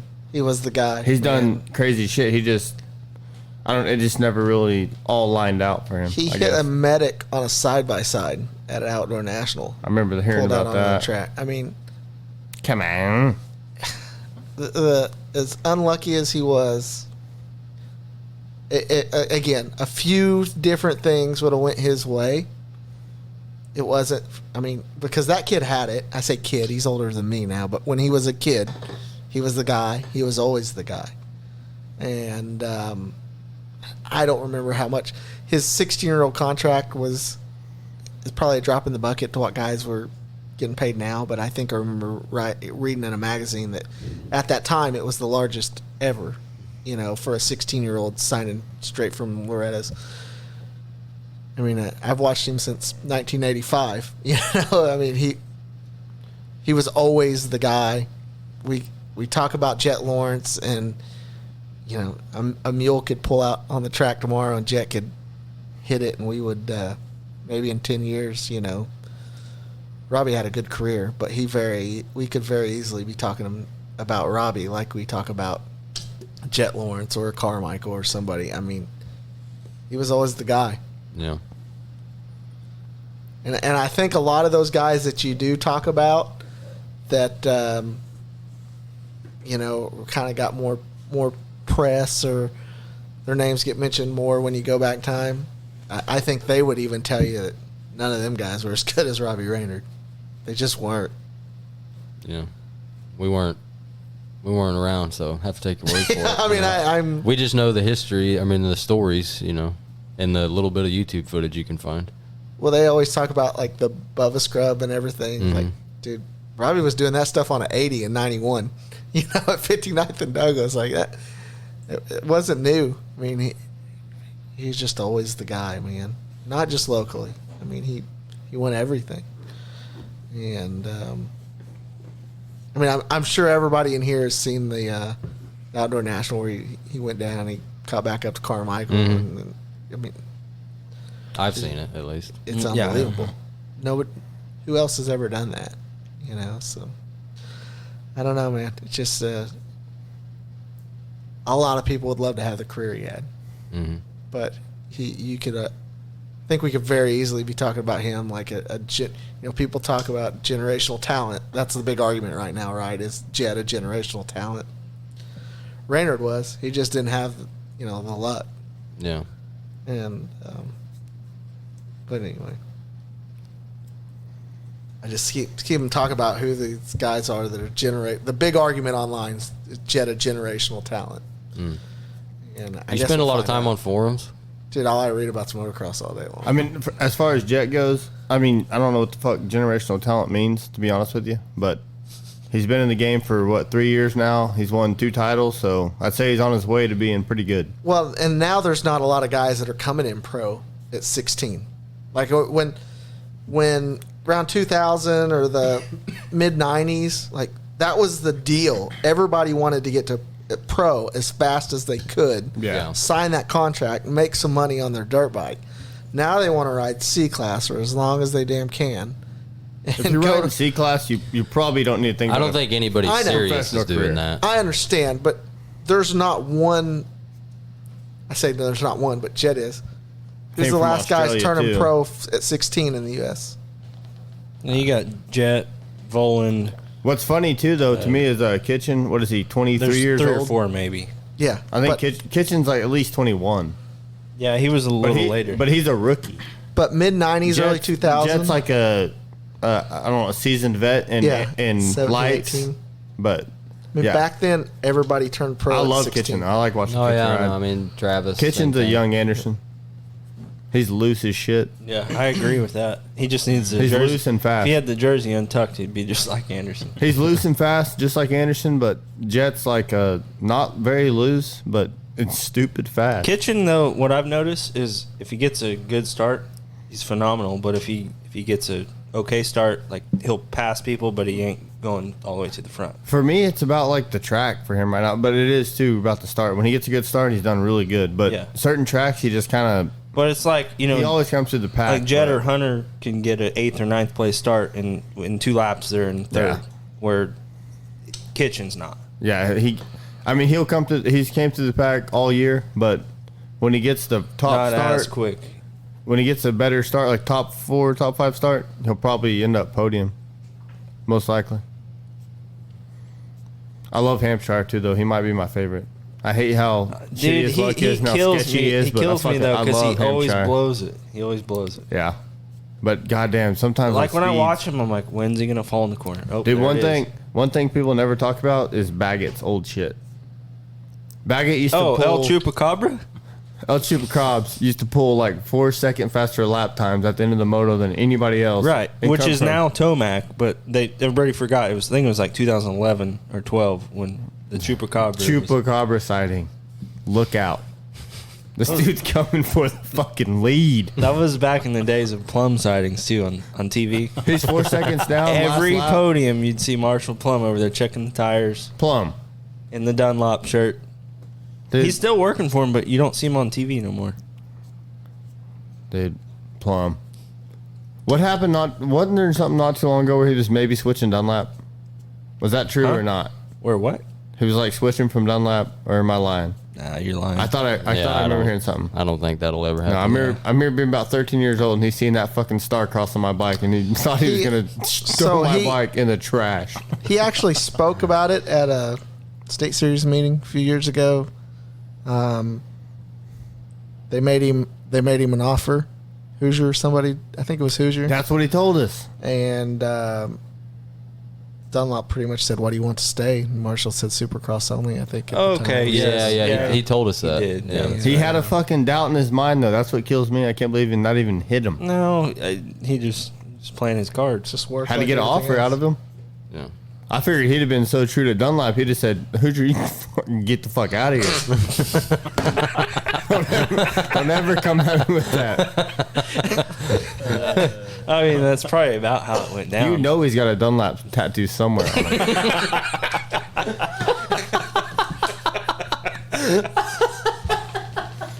Has to. Now I've got this picture in my mind of Dude, I'm not Plum with the Dunlop tramp stamp. Hey, I'm not lying. Way back in the day, the first time I ever took my 85 to him, and he seen that fucking star cross on it. I thought that was the end of my racing career. Those colors don't run. He literally got me hooked up with Dunlap. Like every sponsor he had me hooked up with. But it did not leave with that Starcross. I can tell you that. And the only reason I had that Starcross because Travis Pastrana. That's what he ran. Yeah, Michelin's. I didn't care if it was good or shit. If Travis had it, I'm having it. So for 10 years around Stillwater, we ran Starcrosses because when Travis first turned pro, like his parents had a deal with Guy. Guy was supposed to train him. And so they sent him up to Stillwater. Guy builds a supercross track for Travis to train on. Suzuki dumps a lot of parts there. Starcross dumps him a load of tires. Travis gets hurt like the second day. For 10 years, we bought those tires from Guy. From Travis being there? Yeah, we ran them tires for 10 years. Wow. That was about the time frame because when we had Marshall in here, he told us about when Pastrana was training there and tried a backflip. You heard it on our intro. Yeah. Gas off, all that. That's in that same time frame, I guess. Yeah, I only met him when he was in Stillwater once, and that was out at Kenny's. And at the foam pit or just hanging out? So I think Raynard was getting ready to have that race where they were all coming, two-stroke shootout deal where Pastrana, and he hadn't been riding, and Kenny had like a little track at his place, and they all just went out there to ride like 2 or 3 days before Raynard's did. Oh, yeah, that was like 2012. Probably, so, right? Yeah. We were there for that race. Oh, at Raynard's? Yeah. Yeah, Pastrana was there on the 125. Yeah. Yeah, like he hadn't rode in a year, and so Track they was went and rode at deep. Kenny's for like 2 or 3 He days. still was flying. All right, we're coming up on 3 hours here. We need to run one more ad real quick, and then we'll wrap this bad boy up. Motocross families tend to be really busy. Whether it's working on bikes during the week after work or racing them on the weekends, it's hard to find time to take care of your lawn. Progressive Lawn and Pest in Tulsa has been servicing lawns in the Tulsa metro area since 2005. They've built a solid reputation in the community for outstanding work and ability to follow through on commitment and professional lawn care and pest control services. They use quality products that get results you can see, and their technicians are highly trained and will stop at nothing until you're completely satisfied. They're licensed by the Oklahoma Department of Agriculture, and they've had a Better Business Bureau rating of A+ since 2011. Give Progressive Lawn and Pest a call today at 918-978-5296 and tell them the Pit Racing sent you over there, and give yourself one less thing to worry about around the house.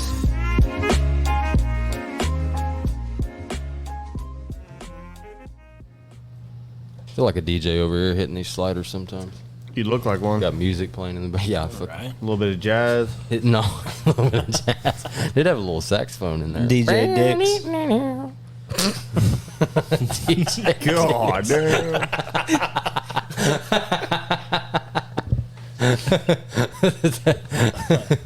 That's a good one. DJ Dix 181.